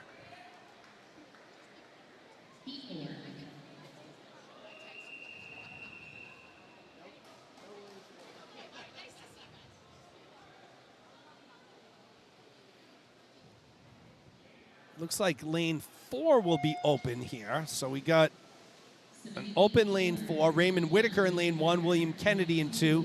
Edward Barnes in 3. It's Nick Kavik in lane 5. Christopher Zhang in 6. Daniel Corey in 7. And Zach De Silva Grandin in lane 8. Nick Kavik comes in with the top time, 2:22.76. He's in lane 5. Kavik, a fantastic young 15-year-old swimmer on this Gator squad, Gator Swim Club Seekonk. We recently suffered a big loss in this Gator Swim Club Seekonk organization. Coach Chris Ipp, who was the head coach for Gators Swim Club over the past 3 years, has relocated down south. So we had our last meet with Coach Ipp a few weeks ago. I gotta say that he will be very, very well missed here at Gators. Ipp has a very impressive resume of coaching. He was the head coach at Brown University.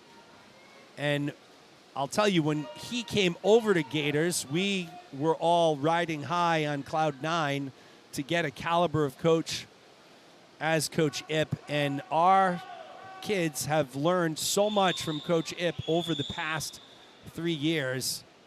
We are eternally grateful for everything that he has done for this Gator program. So a big wish of good luck to Coach Ipp. I know he sent a nice email. Actually, it was a tearjerker email.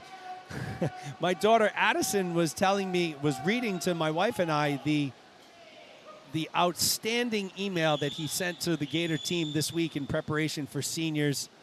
And he's quite a guy. So he will be certainly missed, Coach Chris Ipp. We wish him all of the best of luck in his future endeavors, and hopefully he'll be tuning in this weekend to watch these senior championships as Raymond Whitaker caps off a good swim, 2:19.78. Barnes second, Zheng takes third.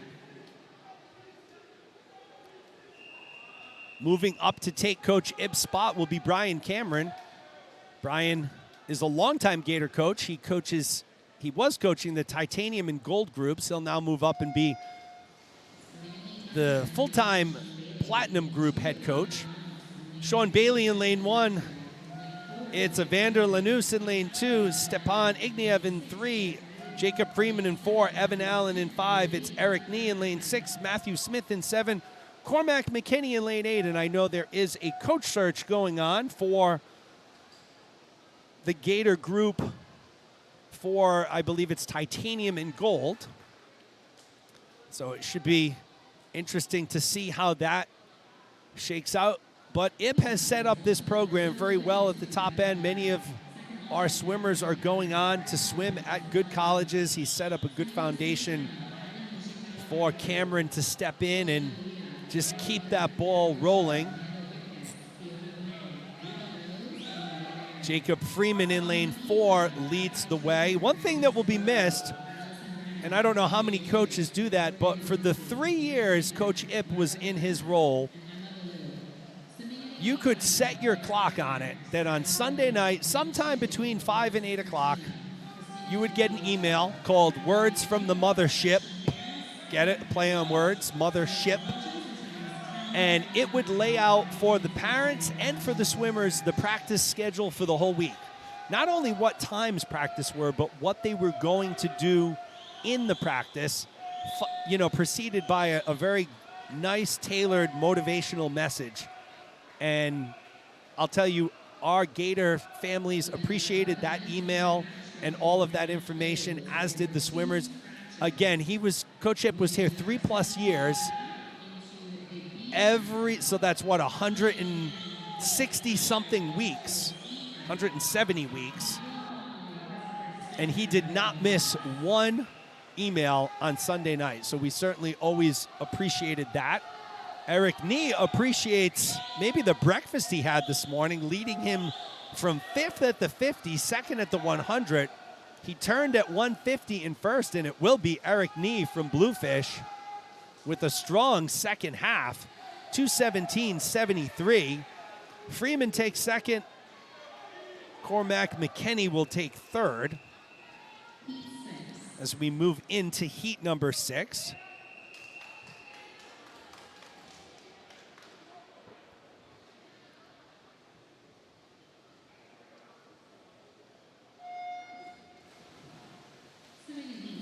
Thomas DePaulo in lane 1, Benjamin Latourell in lane 2. It's Aiden Kelly in 3, Mateo Smith in lane 4. Hopefully Grandma is watching up in Toronto. Hello, Grandma Smith. Samuel Kaplan in lane 5. It's Michael Yang in 6, Ryan Connors in 7, John Cha in lane 8. Actually, we don't have Latourell in lane 2, so lane 2 is open. Top time coming in belongs to the aforementioned Mateo Smith. The rising senior from Gator Swim Club comes in with a 2:18.12.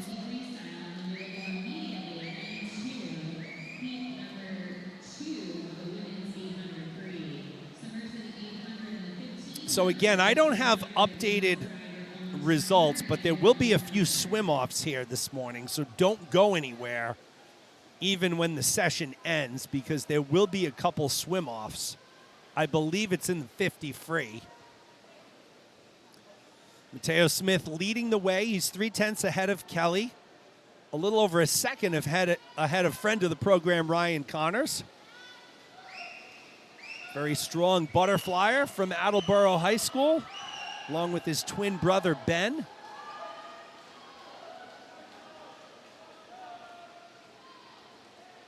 Big shout out to all the Connors family watching today. Mike, Robin, let's see, Ray, Helen.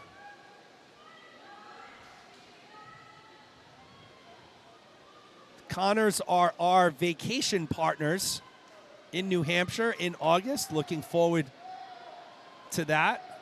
Although there's been a lot of talk of multiple hikes.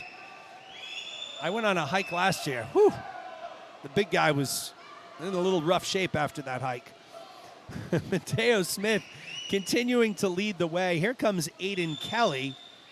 15 meters to go. No one's going to catch Smith. So Smith and Kelly will go 1 and 2. Nice swim by Mateo. Connors will hold on to third. So Smith, Kelly, Connors, they're your top 3 for Heat 6. As we move on to Heat number 7.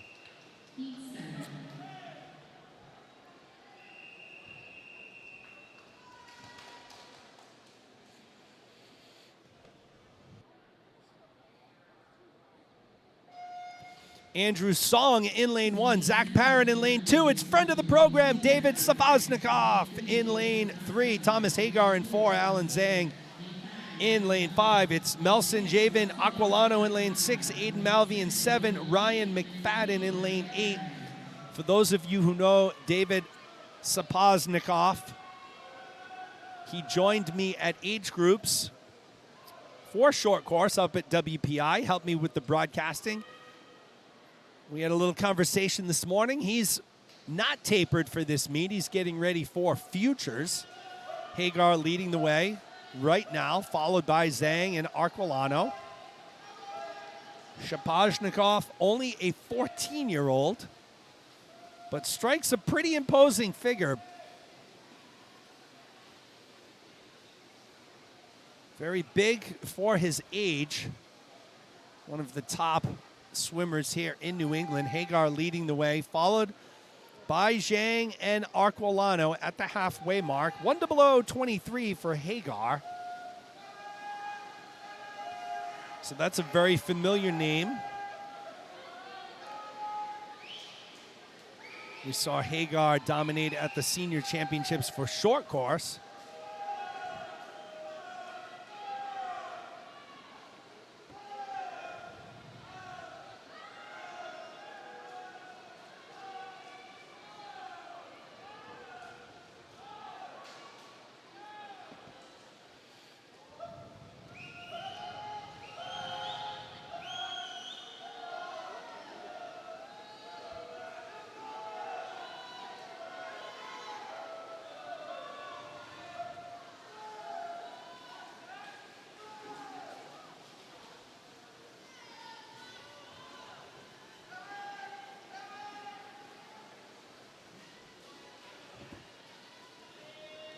Thomas Hagar will finish out 2:07.90. Zhang takes second. Third place will go to Arquilano. So Hagar 2:07.90. Good for a Heat 7 victory.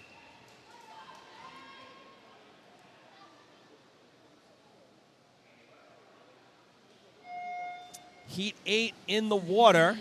Theo Baudet in lane 1. Braden Ando in 2. Miles Lim in 3. It's Josh Parent in 4. Keenan McKinney in 5. John Butera in lane 6. Ryan Shute in 7. And Galen Carter in lane 8.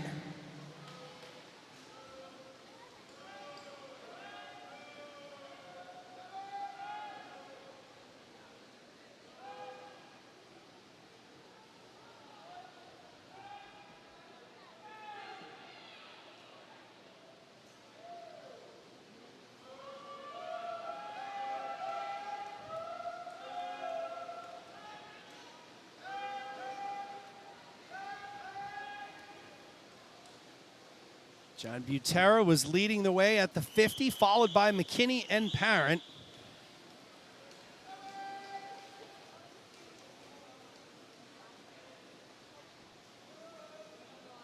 It is now Josh Parent who has moved into the lead, followed by John Butera and Keegan McKinney.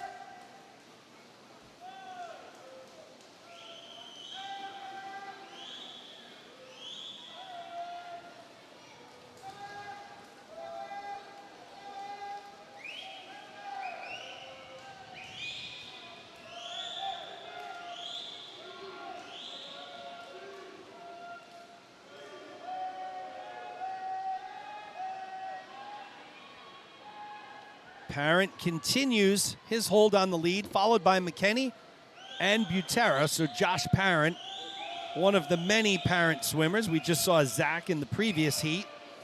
Josh, 17 years old.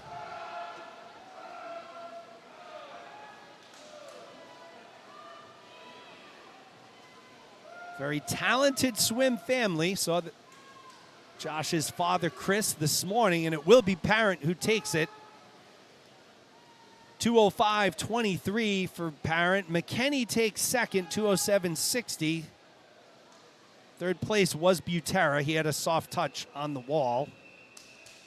And we move into our final heat of the 200s. This is heat 9 of 9. Lane 1 will be open. Reed Nussbaum in lane 1. Landon Him in 2. Harry Homans in lane 4. Davis Bonebreak in lane 5. Theodore Morse in lane 6. Alex Parent. So for the third heat in a row, we have a Parent brother in lane 7. Teddy Sun in lane 8. He's a friend of the program. He's been on the broadcast before. Now keep an eye, folks, on Harrison Homans. He's 22 years old. He is a collegiate swimmer for the University of Southern California. So he swims for USC. Home for a little bit of the summer break. He swam in the last Gator meet here at Brown University and absolutely dominated. And you're watching him dominate here today. I believe he stands at 6'4", 6'5". Extremely strong butterflyer, as you're seeing here right now. Davis Bonebreak not too far behind him, 2 1/4 seconds. Theodore Morse, running in third. So I don't have a heat sheet for the distance events. We'll see if it was emailed to me. Nope, I don't have. So we're probably just going to go by the data that I have on my screen. I do have most of the information except the previous times. Homans well in control here in lane 4.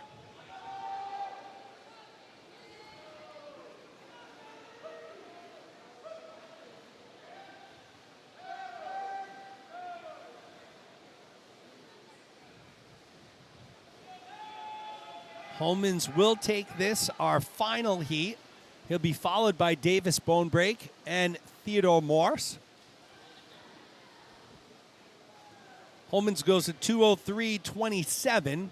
It's a little off his seed time, 1:59.32. So he comes in sub 2 minutes, which is extremely impressive. Bonebreak second, Morse third. So I believe now, folks, we will move in.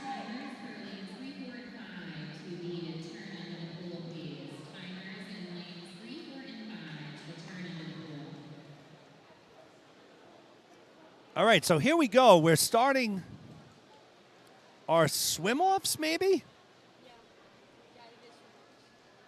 Okay, so I think we're swimming off here.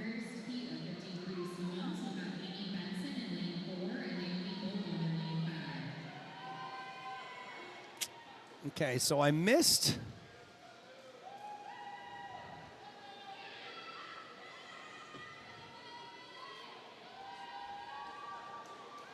Here we go. Amy Benson in lane 4.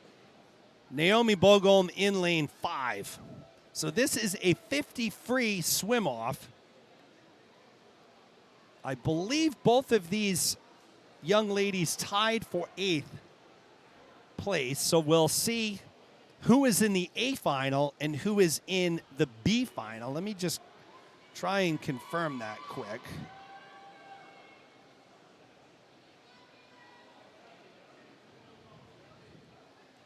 So it was Naomi Bogholm and Amy Benson. They tied for 8th. Only one can be in the A final. Let's see who it's going to be.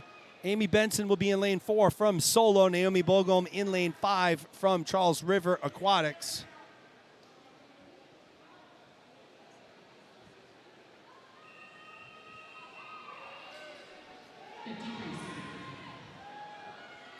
Timers are at the far end. Again, this is a swim-off to see who swims in the A final, who swims in the B final. Amy Benson in 4, Naomi Bogholm in lane 5.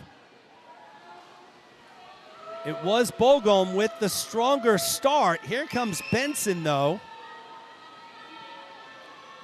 Once again, the winner will go on to swim in the A final. And it is, right now, Benson ever so slightly, and it will be Amy Benson, I believe, and it is Amy Benson. 0.2 of a second, so Benson will swim in the A final tonight. Bogom will go back. Now this is the second swim off in the 50 free. And this is determined to determine who swims in the C final and who's an alternate. Joe Carline in lane 3, Audrey Sambrook in lane 4, Katie Tesson in 5. So these three finished in a three-way tie for 24th. So the top two folks here will make the finals. The third will be the first alternate. They are stroke for stroke. It is anybody's race. Let's see who touches first. Carline 1, Tesson 2, Sambrook 3. They were all separated by 5/100ths of a second. So Carline and Tesson will swim in the C final. Sambrook will be the first alternate. Now we'll move into, what are we moving into now? This is the women's 800 free.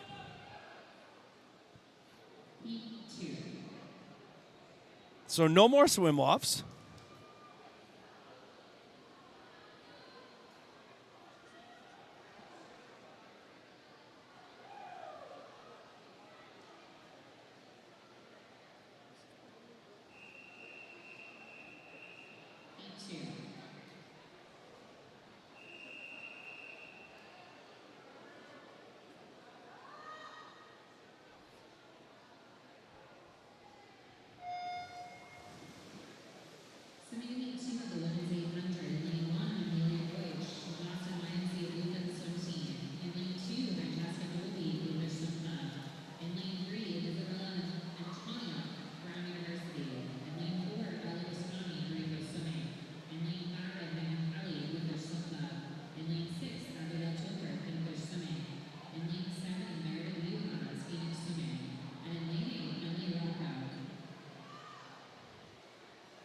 So Amelia Deutsch in lane 1, Francesca Dolby in lane 2. It's Isabella Antonik in lane 3, Bella Busconi in 4, Megan Kelly in 5, Abigail Topfer in 6, Meredith Uhas in 7, Emily Rocco in lane 8.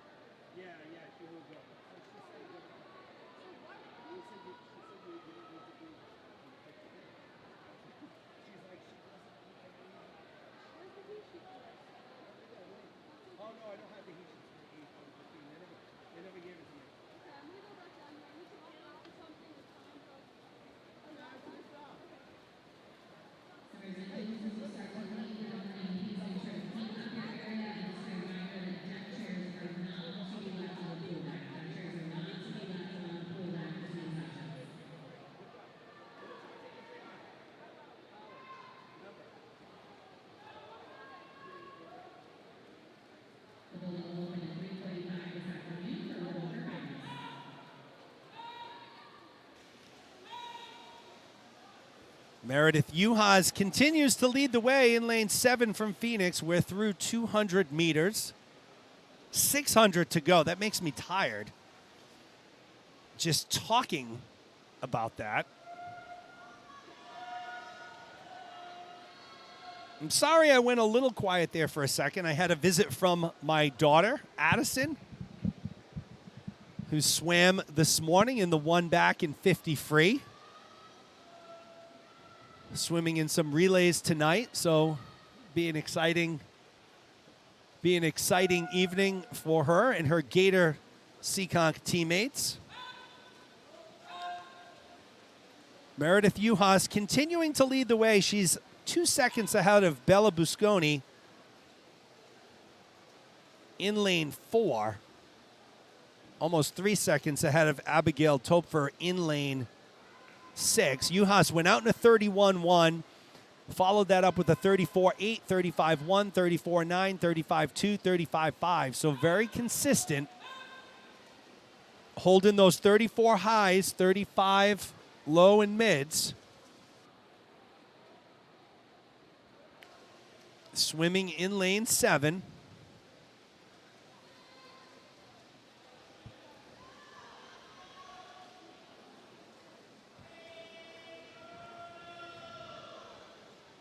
Uhas, Busconi, and Topfer.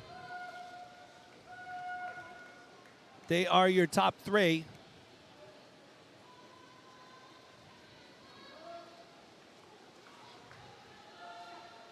Once again, folks, we'll be back tonight for finals. We will be back at what time? 4:45.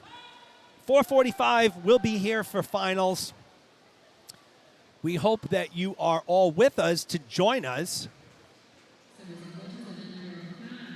So the finals will be 1 back, 50 free, 2 fly, and the women's 800-meter freestyle relay.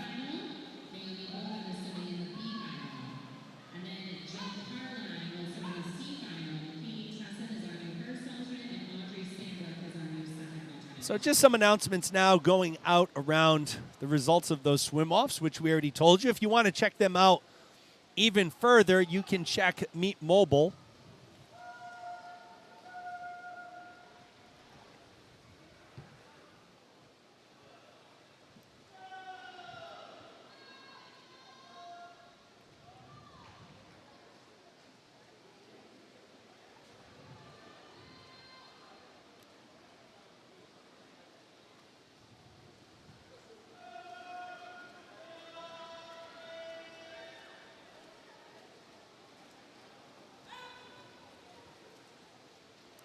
Meredith Uhas continues to lead the way, followed by Bella Busconi from Greenwood Swimming, of course. Greenwood Swimming is coached by Robert Owen and Adriana Grabsky. You may or may not know them, but they both swam collegiately at Virginia Tech. Robert is a record holder at Virginia Tech, I believe in the 4IM. You can barely see Robert right now at the top of your screen. He's got the paper in his right hand, black baseball cap going from left to right. Running a very talented program up there in Worcester. They train out of WPI. I think he's got multiple swimmers going off to swim in college. I know he has Amanda Whitkus, who's going to the University of Miami. Ann Conway going to Wesleyan University. Grace Donfield also going to Wesleyan.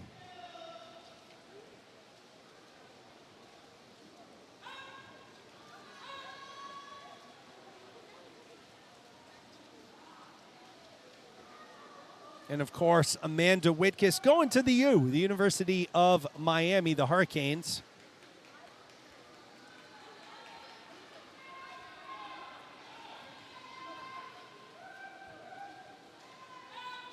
Meredith Uhas continues to lead the way. Busconi second, Topfer third. So there's no real change. 4, 6, and 7, those are the lanes where your leaders reside. I don't think there's going to be much of a change in that positioning. We're at the 650-meter mark. So 150 meters to go. The question will be, can Busconi catch up to Juhas? She's 4/10 behind right now, so she's narrowed that gap. If you go back to the 450-meter mark, she was 6 seconds behind. She cut that gap to a little under 2 seconds. Now, less than a half a second behind. You can see where she is. There's the bell for Juhas. So Juhas gets the bell in lane 7. Busconi is now a second and a quarter behind. Topfer 3 seconds back.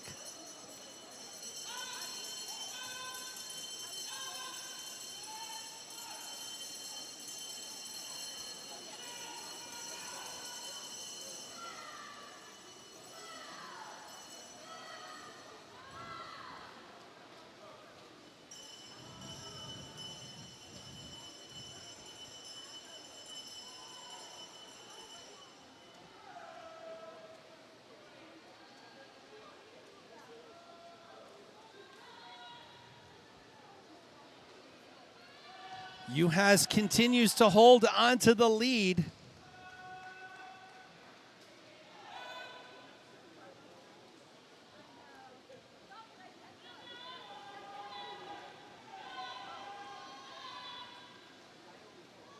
So it will be Meredith Juhas from Phoenix, your Heat 2 winner.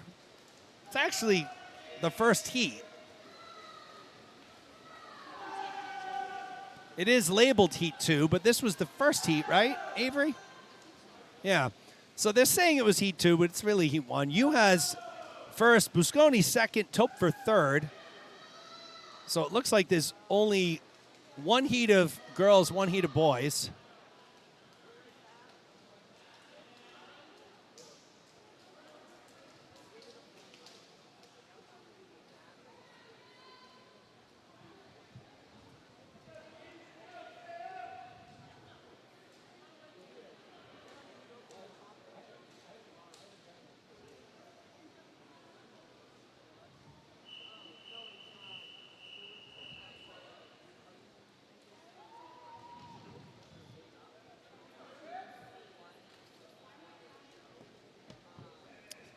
So we'll move on to the men's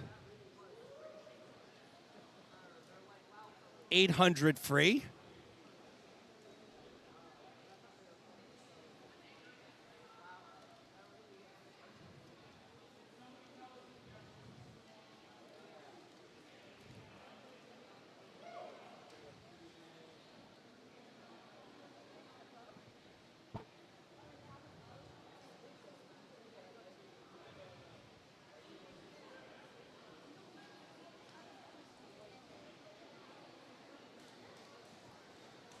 So the 800 boys are ready to go.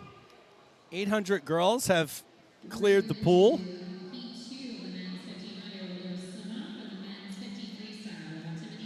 All right, so this is a swim-off. This is a 50 free swim-off between Tim Johnson and William Kanan.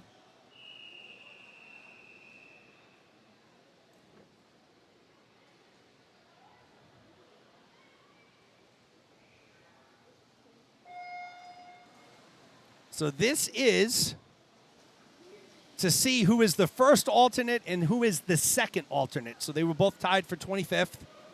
Top 24 come back for finals. Timothy Johnson looks to be in the lead ever so slightly. I don't know. They are stroke for stroke. Johnson and Kanan at the flags into the wall, and it is Johnson who takes it 24-78.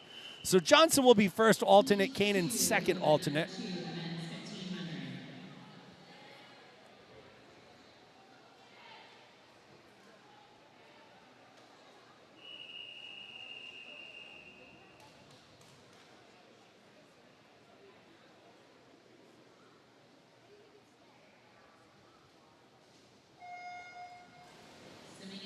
Christopher Zhang in lane 1, Evan Lyons in 2.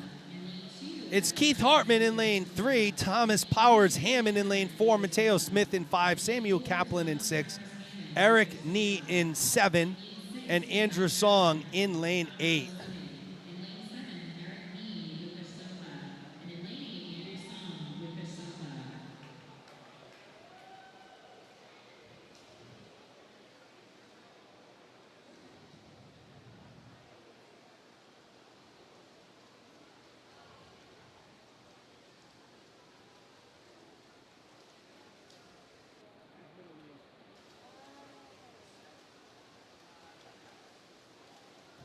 So 800 freestyle here. This is our first and only heat of the 8 free. Thomas Powers Hammond from Bluefish leading the way. He's in lane number 4.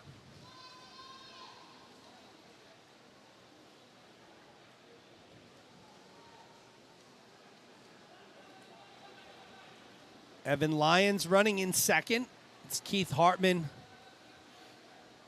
in third.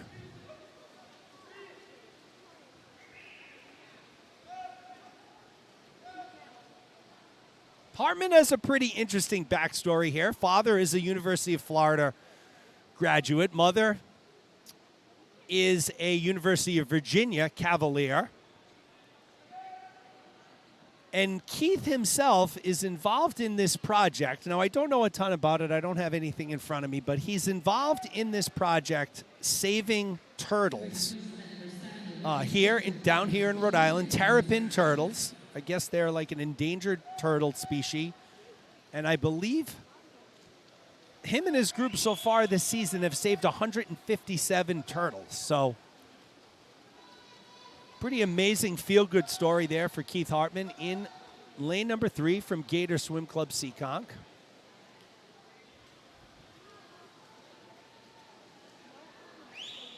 Mom is down in Florida right now with Keith's younger brother, Wes, at the University of Florida baseball camp. Probably watching online right now. Maybe not. Depends on what Wes is doing out there. Powers Hammond continues to lead the way. Lyons 2 seconds behind. Actually, Lyons has now moved into first. And no, that's not right. I can't always believe my data. So Powers Hammond continues to lead the way. He's followed by Lyons. Running third is Hartman, but he's getting challenged now by Samuel Kaplan in lane 6. They're about to touch for the 300-meter mark.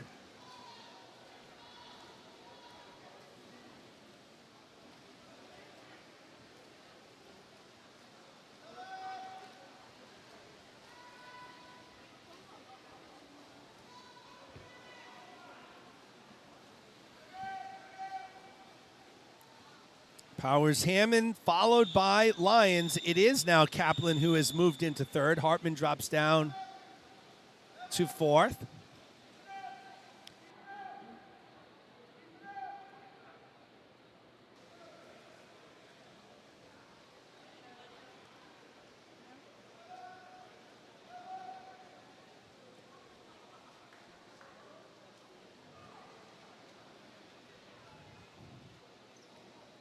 Powers Hammond went out in a 28-1. He followed that up with a 31-9, 33-5, 32-9, 33-3, 33-1, 33-8. So he's been pretty consistent. High 32s, low 33s. Let's see where he is here. 33-5. So once again, staying remarkably consistent.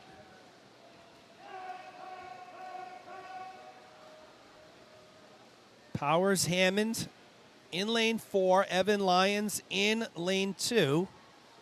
They are your leaders for quite a bit. Kaplan running in third, Keith Hartman fourth.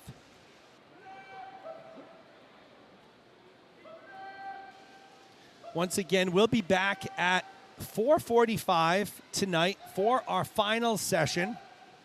Back tomorrow morning at 8:45. We'll run that same schedule over the course of the weekend here at the Catherine Moran Coleman Aquatic Center on the campus of Brown University for the 2022 New England Senior Championships hosted by Gator Swim Club Seekonk.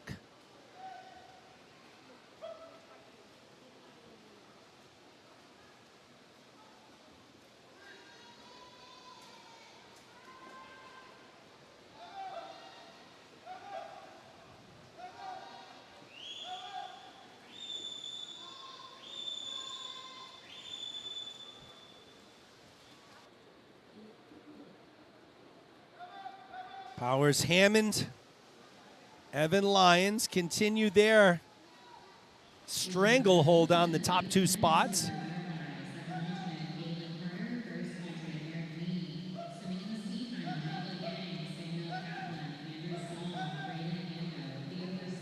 See if we can get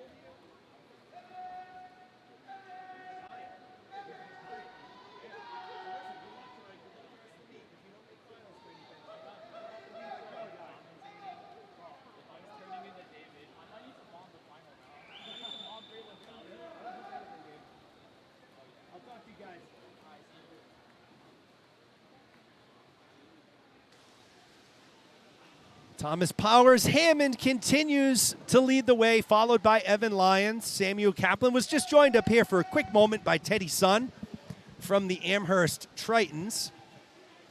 Sun joined me on the broadcast for the senior championships. Excuse me, for the age groups in Worcester.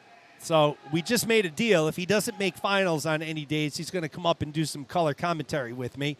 Always good to get the perspective of a swimmer and to hear it from their mouths firsthand. Thomas Powers Hammond finishing up here. Evan Lyons will take second.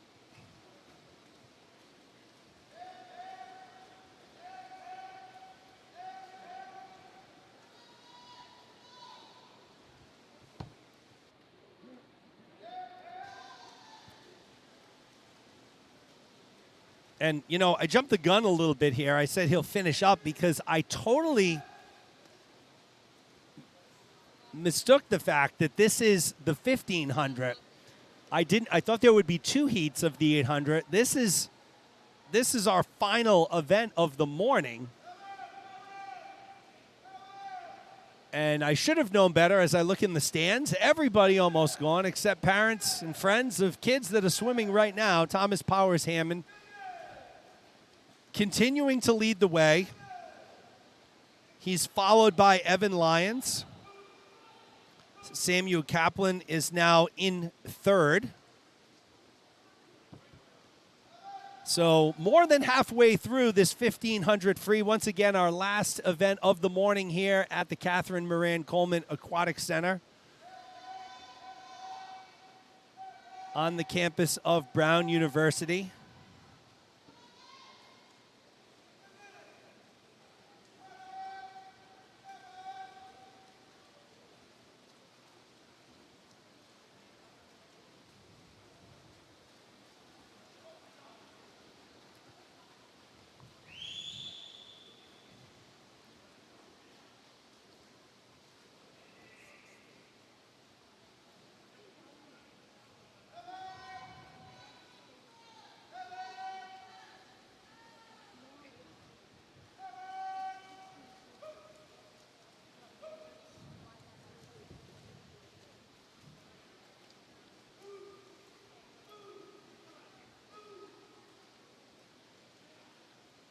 Powers Hammond continues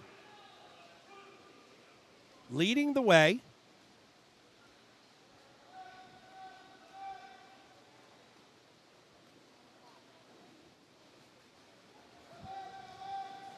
Evan Lyons running in second.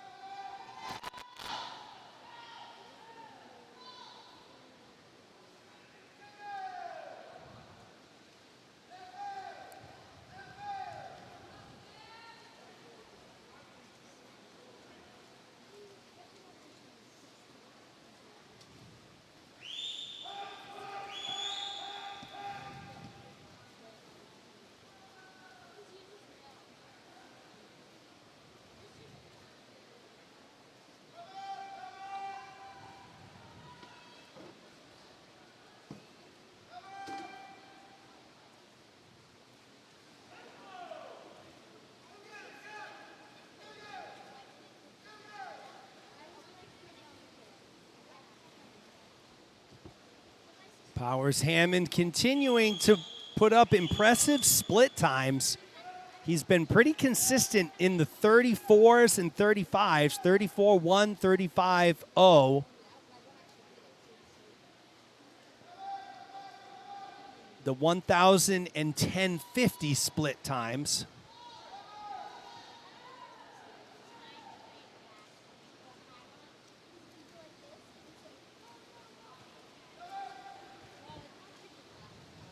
Lyons closing the gap a little bit here. He's a second and a half behind. He's been anywhere from a second and a half to almost 4 seconds behind. But Lyons looks to be getting a little bit stronger here in lane 2. Starting to make his move.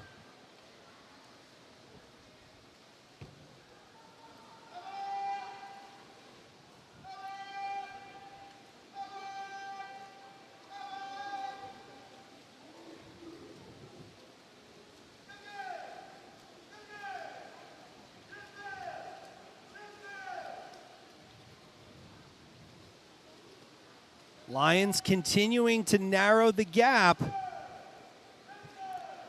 That lead actually expanded a little bit. I was off there. 0.4 up to under 2 seconds. Let's see where they stand here. 1.5 seconds apart. So now Lyons narrowing that gap. 300 meters to go.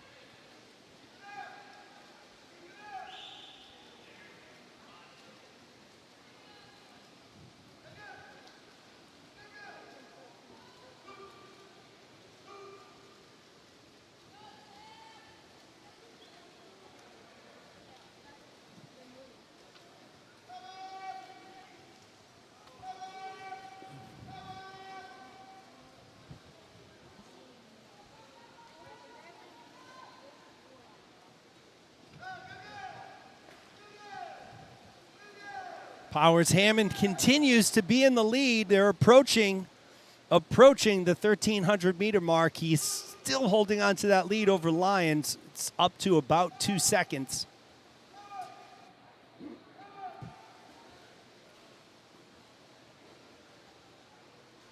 Got to give credit to my daughter, Avery Abreu, and her friend, Emma Holland, doing a great job on the cameras for me this morning.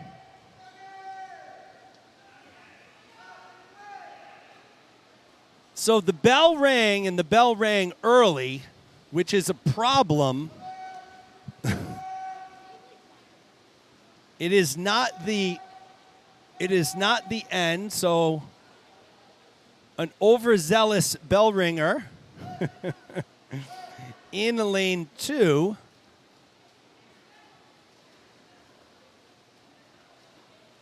Rang the bell, so we'll see what happens here. Hopefully Powers, Hammond, and Lyons understand that it is not the end of the race right now, and that there is still, this will be the bell lap.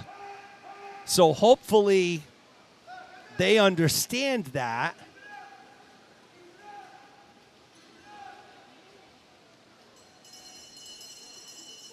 So there's the correct bell. All right, good. Powers, Hammond, and Lyons. All right, crisis averted. They both heard the bell again. Probably wondering what the heck is going on here.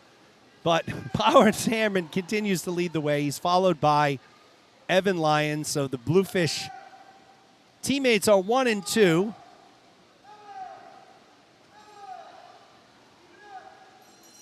It's Eric Nee in third place from Bluefish in lane 7. He'll get the bell.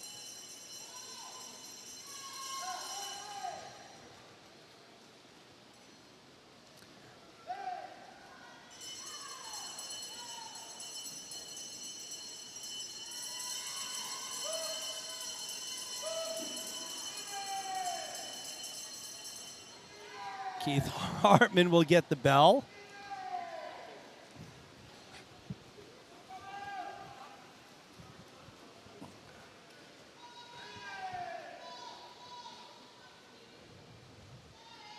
Hartman will finish up. So Thomas Powers Hammond takes it 16:56.68. Lyons takes second 16:57.84.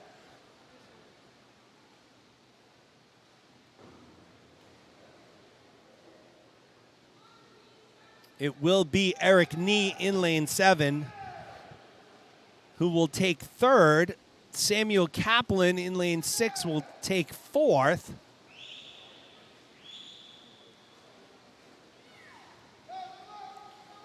Powers Hammond 1, Lyons 2, Nee 3, Kaplan 4.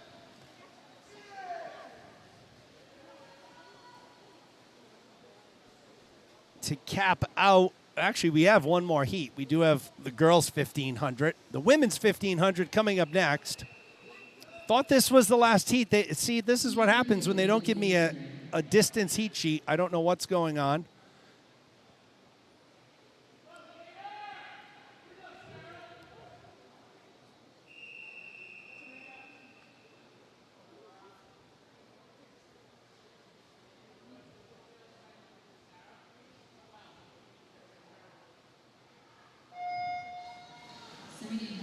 In the water, this is the women's 800. They're calling it the Heat 3. Maria Del Monte in 1, Abby Bauman in 2, Cara Zuwalik in lane 3, Kenzie Driscoll in 4, Ainsley Nayland in 5, Amalia Guerra in lane 6, Annalise Moylan in 7, and Sarah Zhang in lane 8.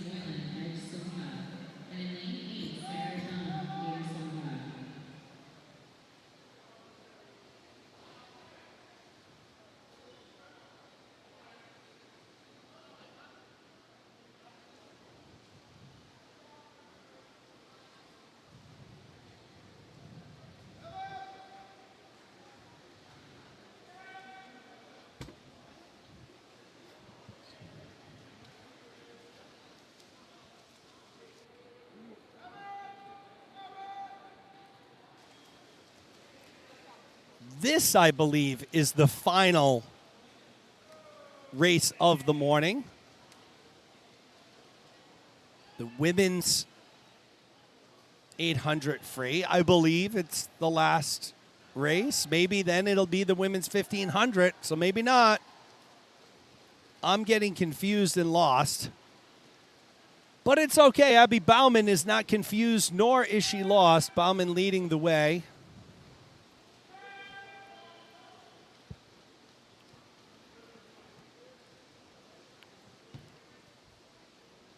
From Bluefish, very early, Amalia Guerra in second. She's tied with Sarah Zhang, actually, at the 100-meter mark. Still a long time to go. Long race, you can see what's happening. Let's check the headlines in sports so far this morning.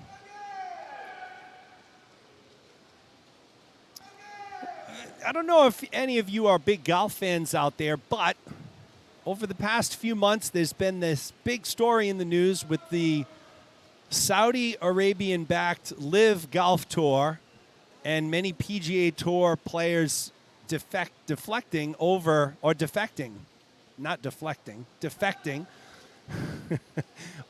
to the LIV Tour. If you're not aware, this LIV Tour, backed by Saudi Arabia, is throwing ridiculous amounts of money at pro golfers and guaranteed money. We're talking hundreds of millions of dollars for the top guys. As a matter of fact, it was reported that Tiger Woods turned down $1 billion to not join there and to stay on the PGA Tour. Well, yesterday, Tiger, I believe, had his first public comments about the LIV Tour, and they were pretty strong. Tiger talked about the competitive aspect of the PGA Tour. He talked about what kind of competition or level of intensity is there if you're getting all this upfront money. You got nothing to really play for. You're just kind of going out and going through the motions. So I can certainly see it from his perspective. A guy that has accumulated hundreds of millions of dollars of wealth over his career. However, when you take a look at some of the lower-end golfers that have defected over to the LIV Tour, you know, when you're in a PGA Tour event, if you don't make the cut, you don't make any money at all. In the LIV Tour events, even if you come in last, so even if you don't make the cut, you're still making about $120,000, $130,000 for your work. So I can see why golfers have defected and gone over, you know, chasing the money. Phil Mickelson was one of those golfers who went to the LIV Tour, lost all of his sponsorships because of it. He spoke out. He also said, hey, I respect Tiger's opinion, but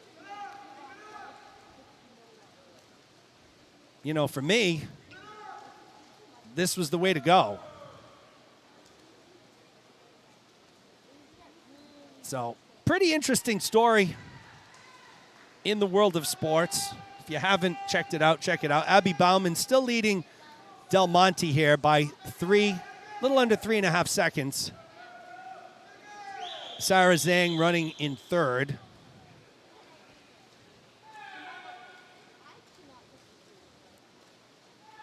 And you know, this is a slow time of year in sports. I talked about the Red Sox. So the Red Sox have lost 3 in a row to Tampa after salvaging a split with the Yankees.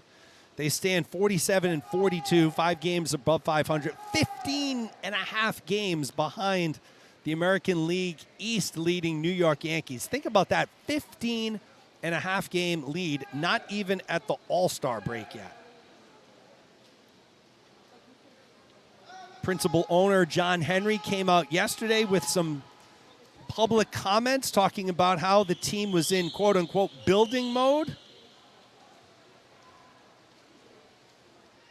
Not really sure fans like to hear that. Fans of any team in any sport like to hear that your team is in building mode. It was pretty funny on Sports Talk Radio yesterday when they talked about building mode. And if you haven't been following the Red Sox, 2 of their young superstars are going to be free agents, Rafael Devers and Xander Bogaerts. And there's been a lot of speculation as to whether they would get the contracts they're looking for. Meanwhile, John Henry recently purchased a $36 million house out on Nantucket.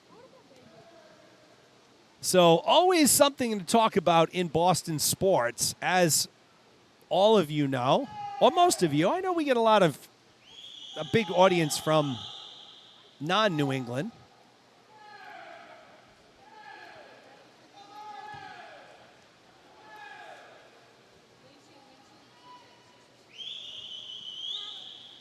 It's funny, I was just scanning the headlines looking for something else to talk about, and really there's nothing going on in mainstream sports right now.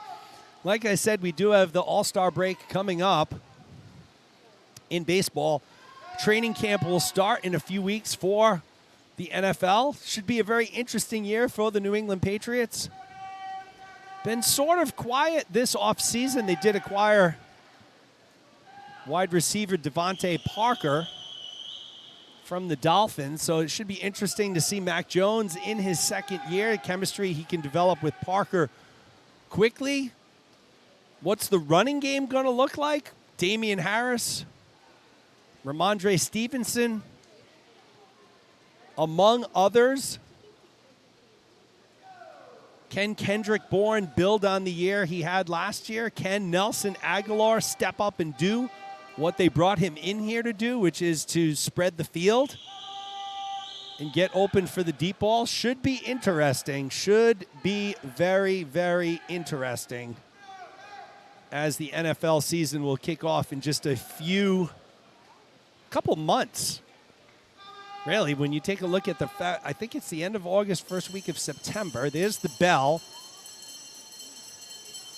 Bauman continues to lead the way. She's led this thing from the beginning. Del Monte running in second. They're in lanes 1 and 2. Bauman in 2, Del Monte in 1. Third place right now is Cora Zawalek in lane 3. So I don't think anything's going to change between here and the end with those top 3 swimmers.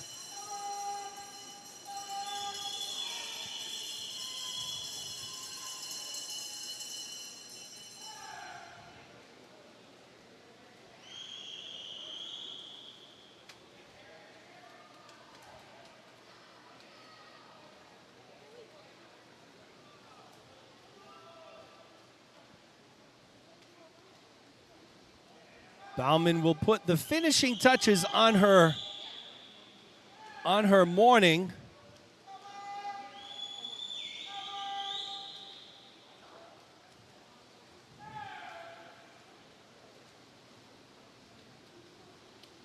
So nice swim by Abby Bauman. I don't have her time coming in, folks. Suppose I could try and pull up the psych sheet.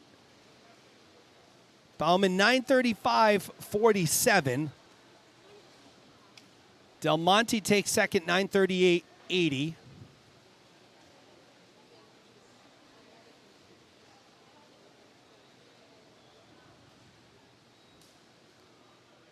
Cora Zawalek from Cape Cod takes third.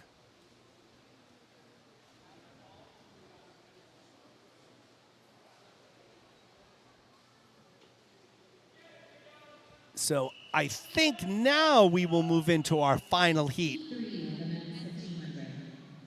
This is the men's 1500.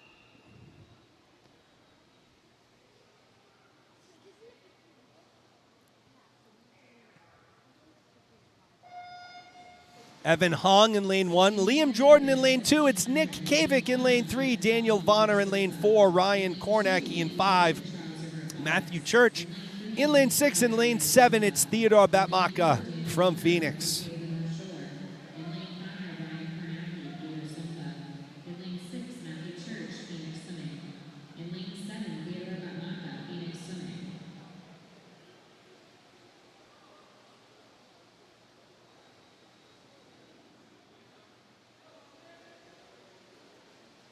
And then the Celtics. What do we say about the Celtics? Have a absolutely dismal, crazy bad first half of the season. Turn it around in the second half to become one of the hottest and best teams in the NBA. Go on that fantastic playoff run. Only, quite frankly, to get embarrassed by the Warriors. That should have been a 4-game sweep. If it wasn't for the Celtics in that miraculous fourth quarter in Game 1, stealing that opening victory at the Oracle Center, Celtics would have got swept. They add some pieces to the team over the past few weeks, signing guard Malcolm Brogdon, or acquiring Malcolm Brogdon from the Pacers, signing free agent big man Danilo Gallinari, a European sharpshooter, 6'10", shoots about 40% lifetime from three-point land. But as we saw in the finals, the superstars step up. Steph Curry stepped up in the finals. Jason Tatum did not. Mainly one of the main reasons the Celtics had that dismal showing. So we'll see what happens with the Celtics. Daniel Vonner leading the way here in lane 4. Now it's Theodore Batmaka who has taken over first. Again, this is the 1500. There's going to be about 12 to 20 lead changes throughout this race up and down the field.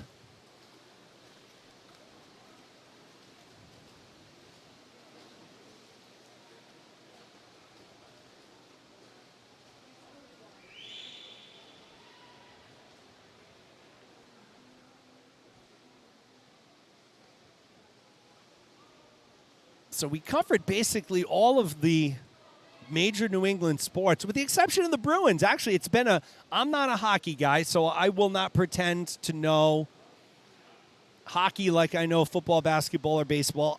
Obviously, I'm well aware of Bruce Cassidy being let go by the Bruins. Apparently, the new head coach of the Bruins, a pretty big feel-good story. I think he was a head coach before, had a substance abuse problem, went through rehab, and has worked his way back now to be a head coach once again in the NHL. So it's a feel-good story.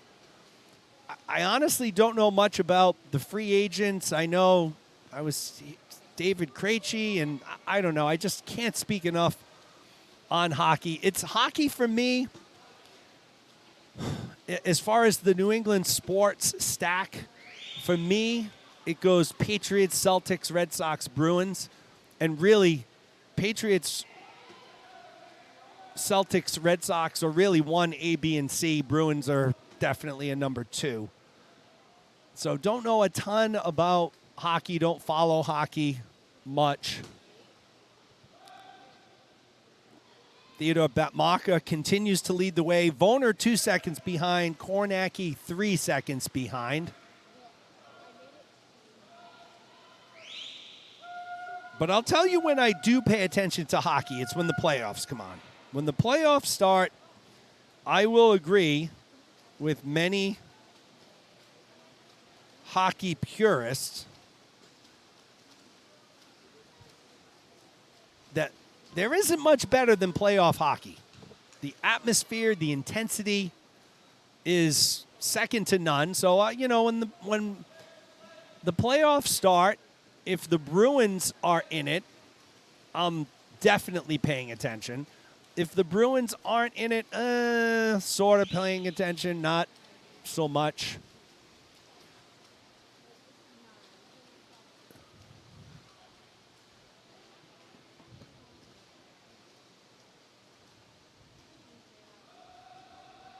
So once again, we'll be back at 4:45 for the finals tonight. There will be, as you can see, as we go to camera 3, you can see the podium from camera 3. So we're just going to run camera 3.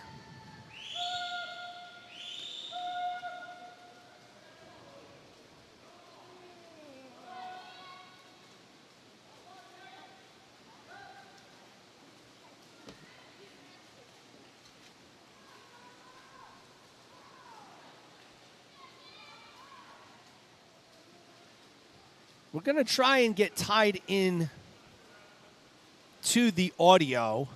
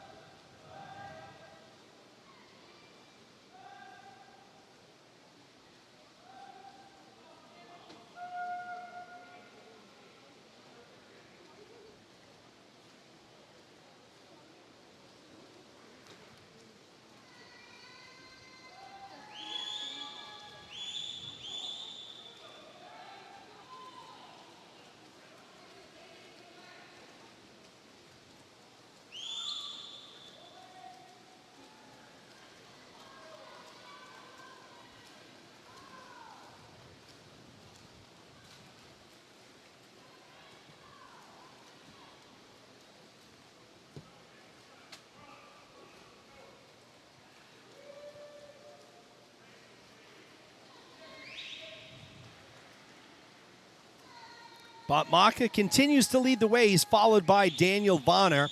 So taking a look at Botmaka, 35-3, 35-4, 35-4, 35-6, 35-6, 35-1, 35-2, 35-7. So talk about the model of consistency there.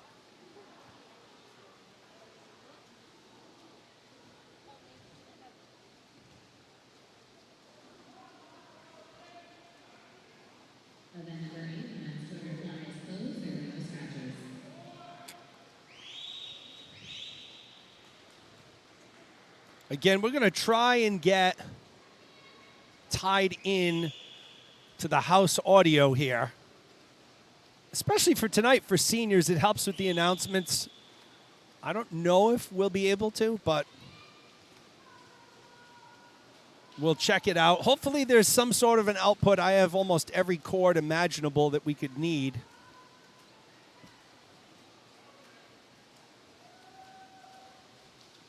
So we'll see. Hopefully we'll get that for you. Not sure we're going to be able to, but we'll certainly try.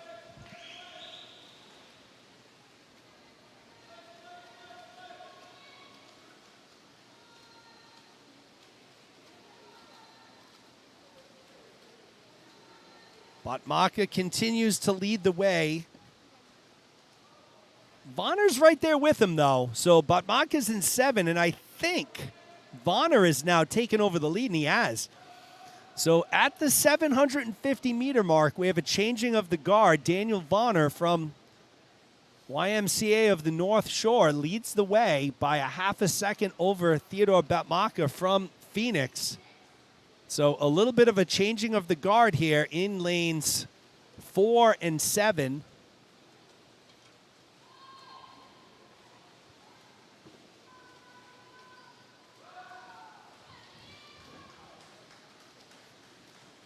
Vonner, Botmaka 1 second apart. So we're at the 800-meter mark. We're past the halfway mark. Daniel Vonner has now moved into first, and his splits have been equally impressive. 35-7, 35-5, 35-2, 35-5, 35-6, 35-6, 35-4, 35-5. So, again, able to hold those mid-35s, some 34 highs built in there.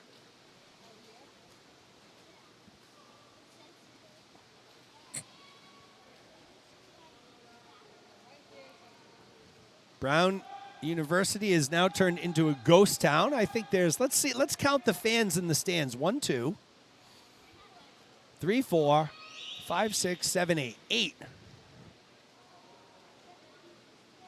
8 fans left. I think this is the last race. I think. Although, is there a 15? No. This is...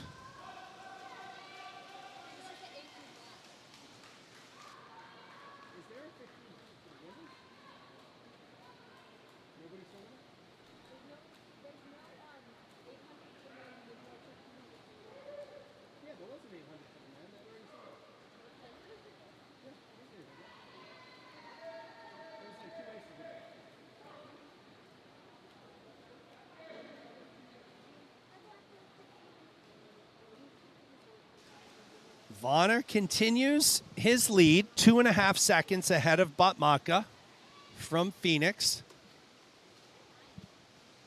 Just doing some behind-the-scenes consulting with my daughter, wondering if this is the last heat of the morning race. I think it is. I'm pretty sure it is.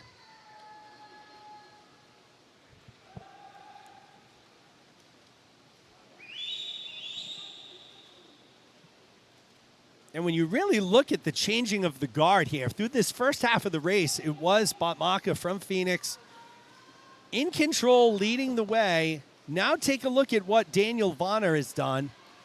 He has not only moved into the lead, but he's built that lead up to just over 4 seconds. So we're at the 1,000-meter mark. He's got 500 meters to go. Let's see how this transpires. The first half of the race was owned by Botmaka. The second half of this race is being owned so far by Daniel Vonner.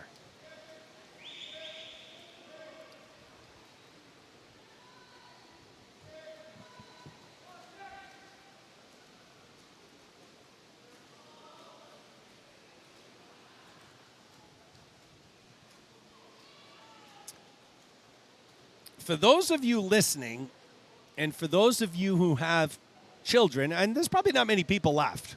Let's face it, there's only 7 swimmers in the pool right now. We had a good audience this morning, but of course, now we only have a few kids left in the pool. I'll make this announcement again. If your child perhaps is here at seniors and maybe they didn't make a finals tonight, or maybe they're not swimming tonight in finals or in a relay, and they're interested in broadcasting, I would love to talk to them, because I would love to have some swimmer perspective on the broadcast. I typically always try and get swimmers to join me and give some color commentary. Always works out good. So if you have a swimmer who is not swimming tonight, but they're going to be here, and maybe they're interested in broadcasting and they have things to say, right? They're not quiet and they're not afraid to get on the mic. Have them join me. Have them at least reach out to me. And there is one more heat. So there is one more heat after this. There is a girls 1500. I see Addison McDonald from Bluefish getting ready to swim that women's 1500.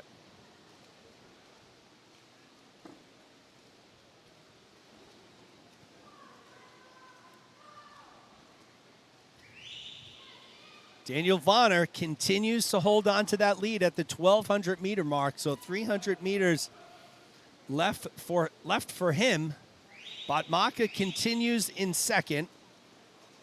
Kornacki remains in third, or Kornacki has actually moved up into third, jumping ahead of Matthew Church from Phoenix.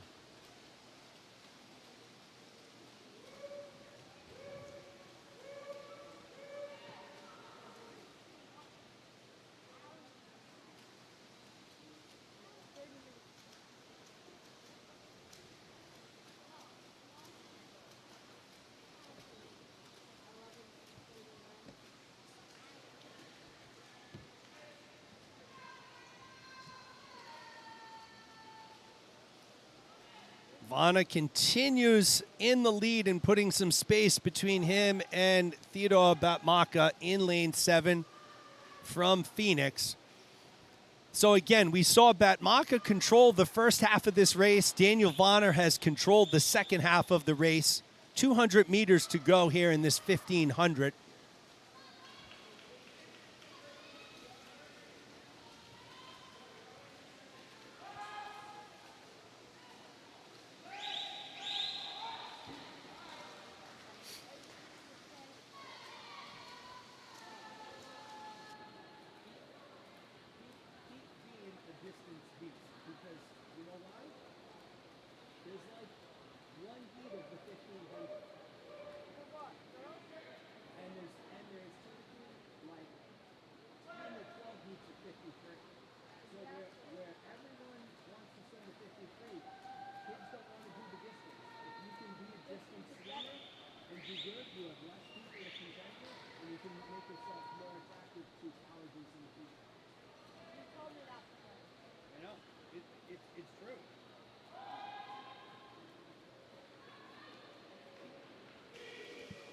Do we have a bell?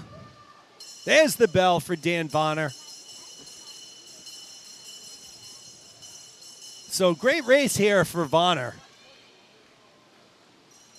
He had, in a distance event like this, you have to be able to not only have a strategy, but to execute on your strategy. Obviously, Vonner's strategy was not to go out too hot, right? Which can be very common for a lot of swimmers in a distance race. You go out hot, you're feeling good, you think you can hold on to it, then at some point you start to trail. Vonner did not go out hot. He knew where he needed to be at each point in this race. Once again, it was around the halfway mark, 700 meters, 750, 800, where he started to put it into that next gear. So a great performance by Vonner. He will take our men's 1500.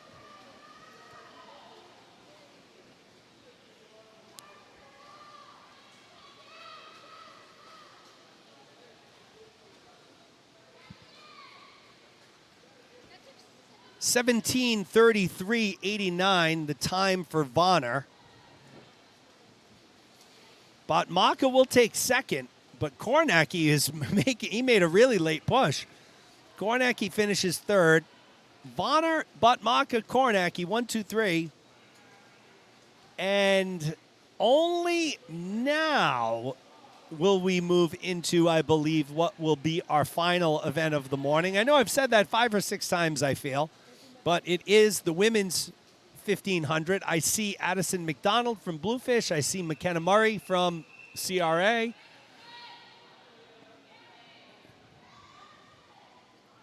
We'll get you those lane assignments on the screen in just a second.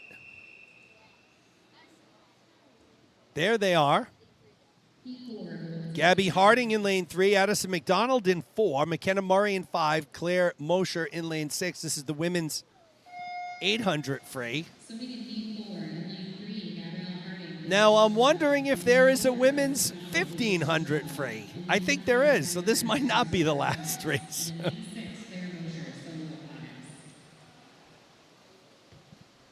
I'm going to take a look at the psych sheet. I don't have the heat sheet for this.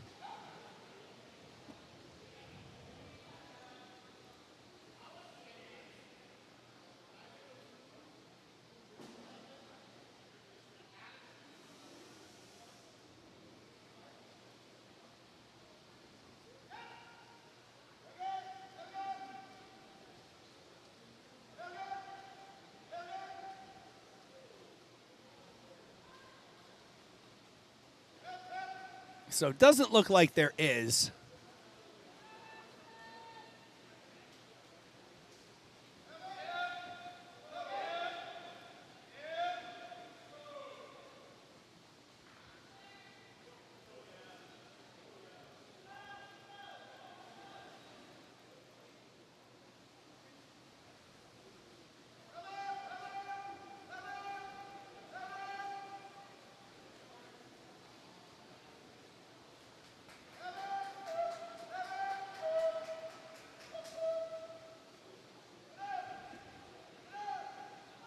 McKenna Murray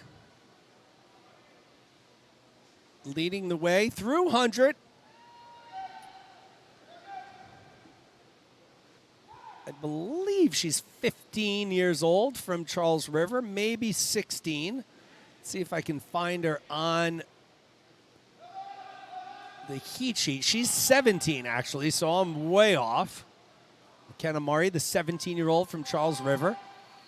Addison McDonald, 15. Gabby Harding, 15. Claire Mosher, 16.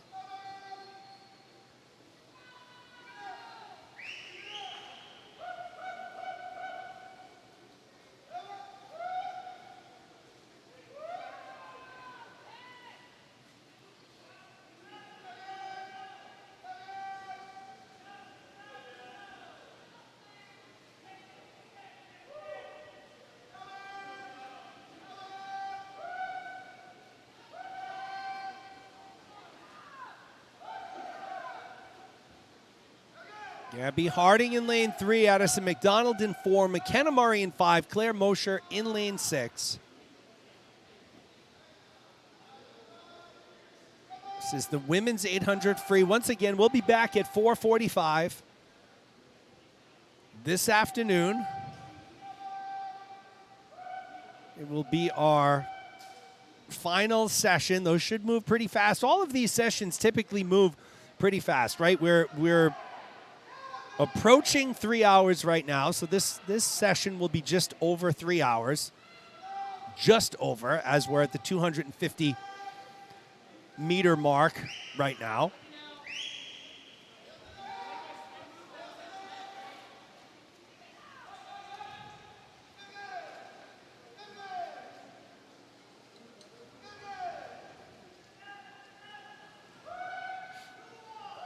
And I'm actually...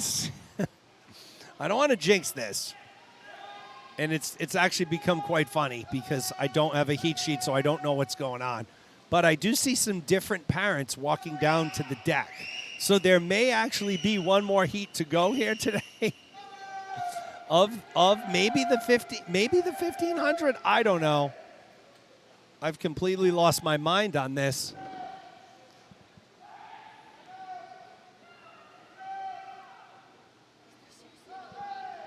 I don't.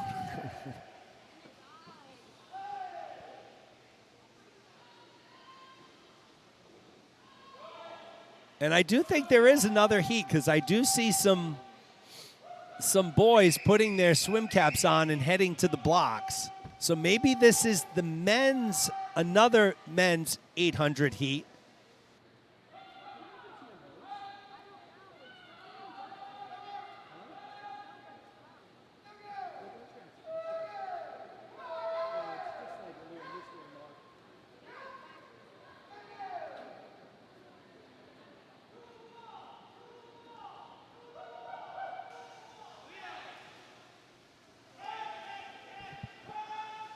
.350 meters in. McKenna Murray still your leader by a good amount. Murray, a rather tall 17-year-old. Used to swim for Gators North, now a Charles River Aquatics swimmer.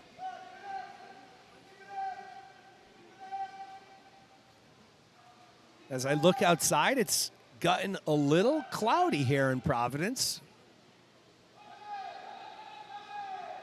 We'll see what the day holds as far as weather is concerned.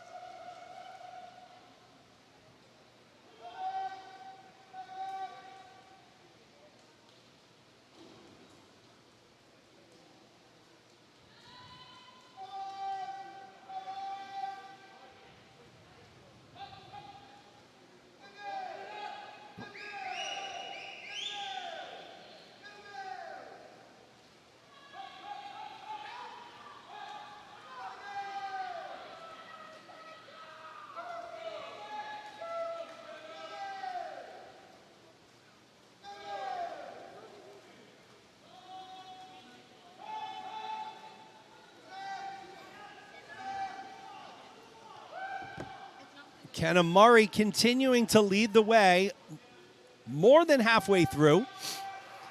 So she went out in a 31-1, followed that up with a 34-8, 36-3, 36-1, 36-2, 36-0, 36-8.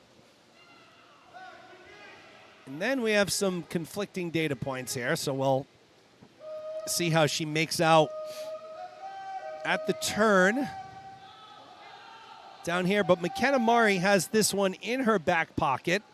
She will cruise to victory in this women's 800 free.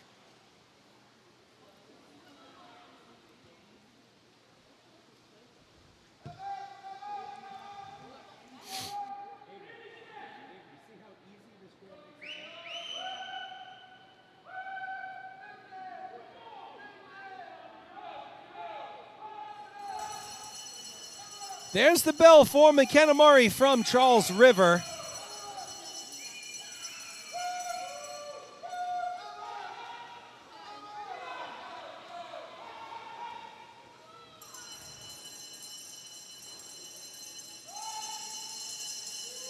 Claire Mosher, Addison McDonald, Gabby Harding all getting the bell as well, but McKenna Murray will be your 800 freestyle winner.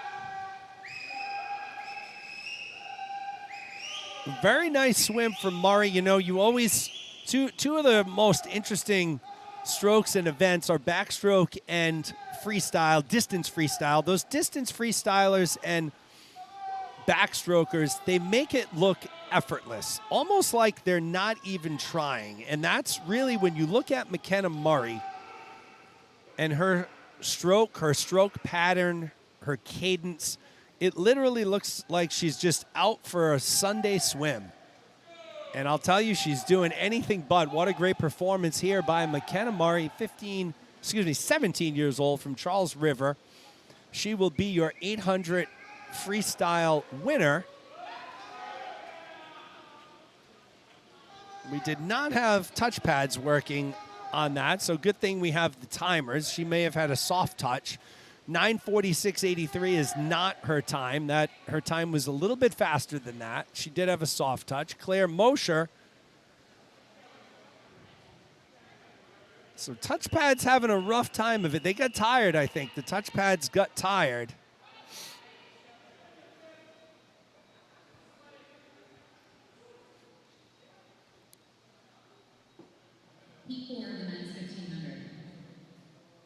We will move into the the men's 1500. I'm not going to say it's the last event because there could be more. Nicholas Wyndham is in lane 3 from Greenwood. Edward Barnes from Executive in lane 4. Grayson Smith from Phoenix is in lane 5.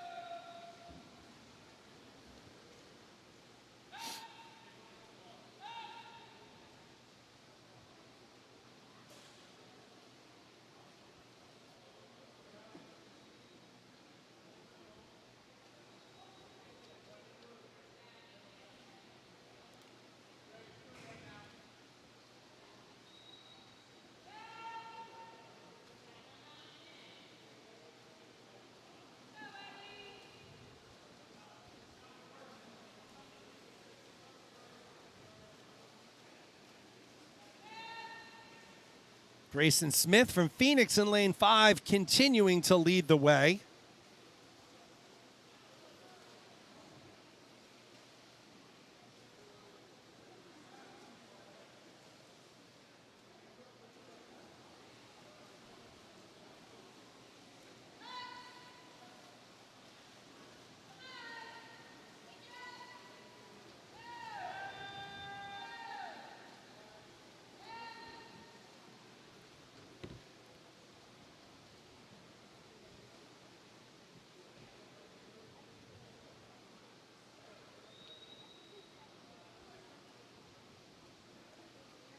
Grayson Smith continues to lead the way in lane 5. Seems like we're having a little bit of a touchpad malfunction on the start end. Fortunately, we do have timers, manual timers for that, so we may not be able to get you splits right now, but we'll have times.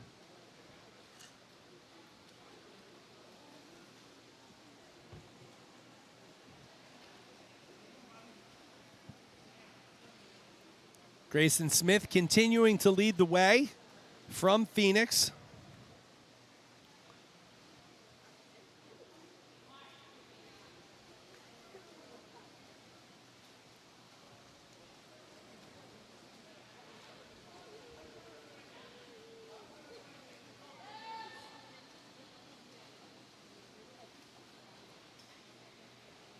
Nicholas Wyndham and Cale Copeland in a battle for second. Edward Barnes is right there as well.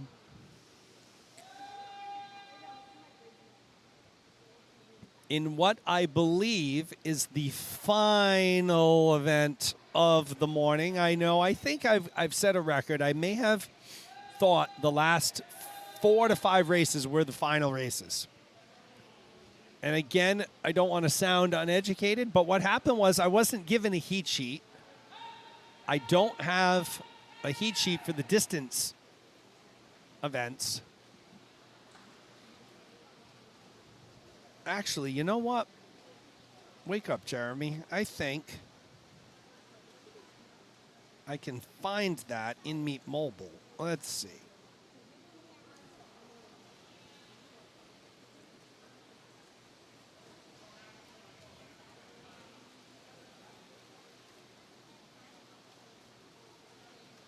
And yes, this is the final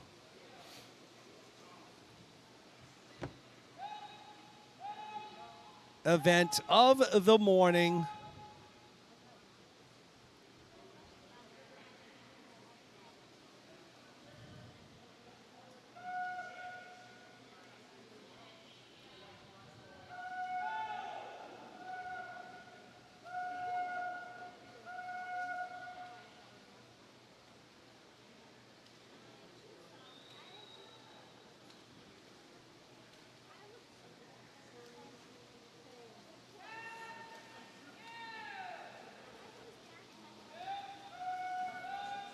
Grayson Smith leads the way in lane 5 from Phoenix.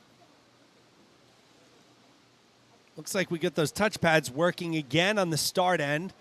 Just in time to see his lead is 5 seconds over Wyndham and Copeland. We're approaching the halfway mark.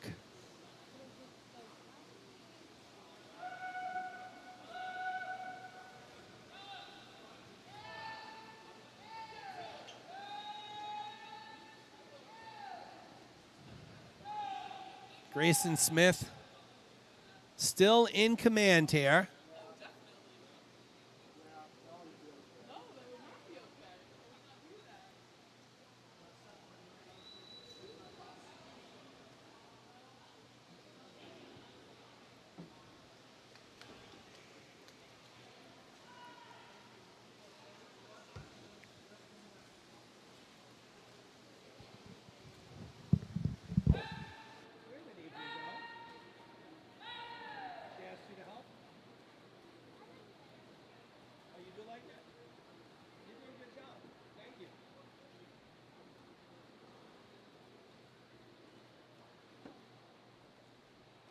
Smith, Wyndham, Copeland. The lead has been narrowed. Lead has been narrowed, folks. We saw in previous heats of the 1500, there can be a first half and a second half. Daniel Vonner, his strategy was to go out, just stay within contention in that first half, and he really exploded in the second half. So we'll see what happens here. Grayson Smith has been our leader from Phoenix, and he's been in control in lane 5, but here comes Nicholas Wyndham from Greenwood. A second and a quarter behind. We're going into the 900-meter mark. Still a long, long way to go.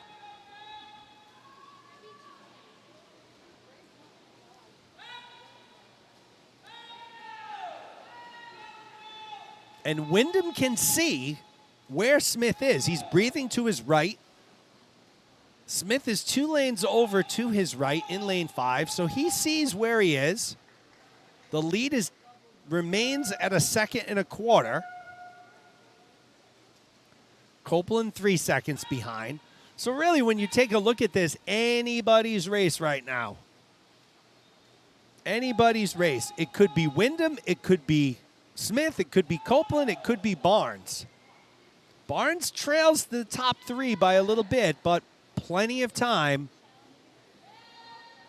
to make something happen. Although, with each lap that goes on, that opportunity gets smaller and smaller.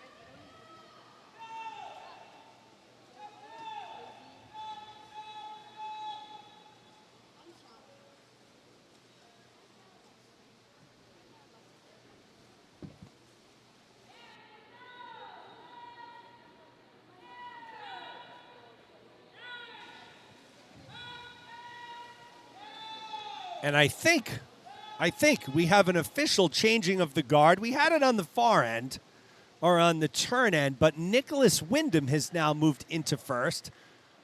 Almost 4/10 ahead of Smith. Copeland running in third. He's narrowed the gap now to under 2.5 seconds. So anybody's race still. Nicholas Wyndham from Greenwood has moved into first. Got about 350 meters to go. So there's still a lot of things that can happen.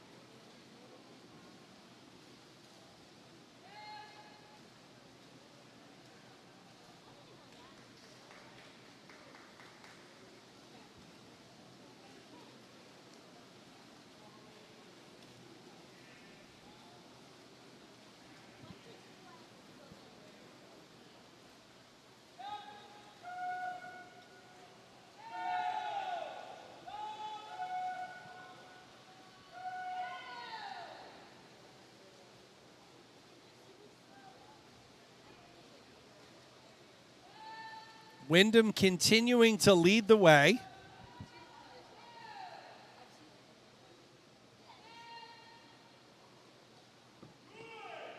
Followed by Smith and Copeland.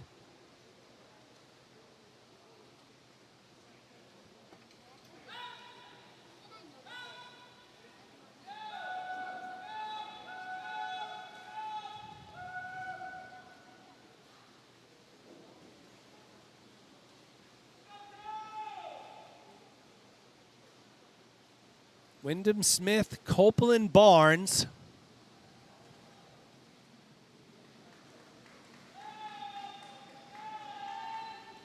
.300 meters to go. Wyndham has now built that lead to 3 seconds over Smith.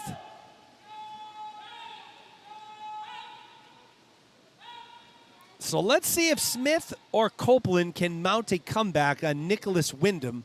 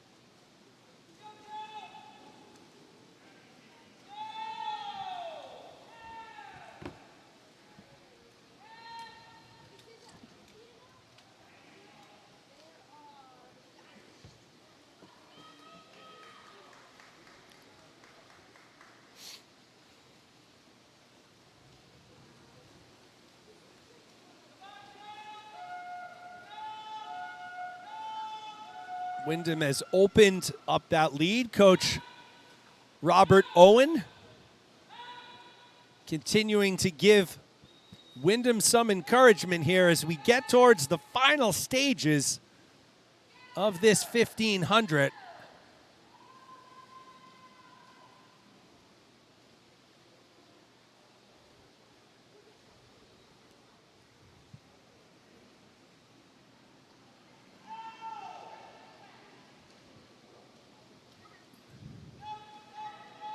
I think we're getting close to the bell lap for Wyndham.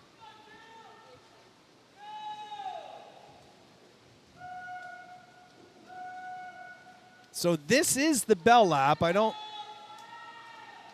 He's not getting the bell. I think it's the bell lap.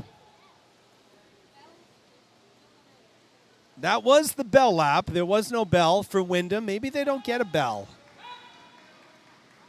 I guess they're just not getting a bell today or for this last. Maybe this isn't the last 100 meters. Okay, so that wasn't the bell lap.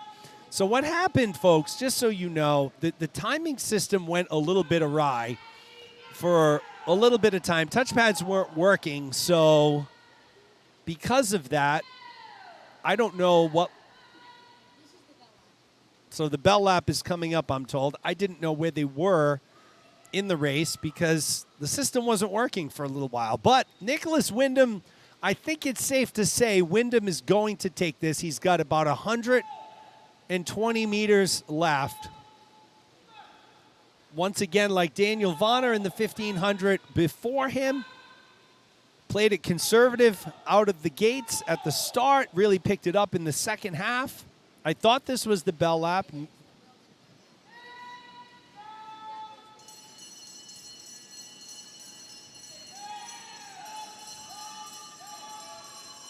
So the bell ringers have had some confusion today. Nicholas Wyndham did not, his timer did not ring the bell for him. He will see the red mark on the pad down at the end.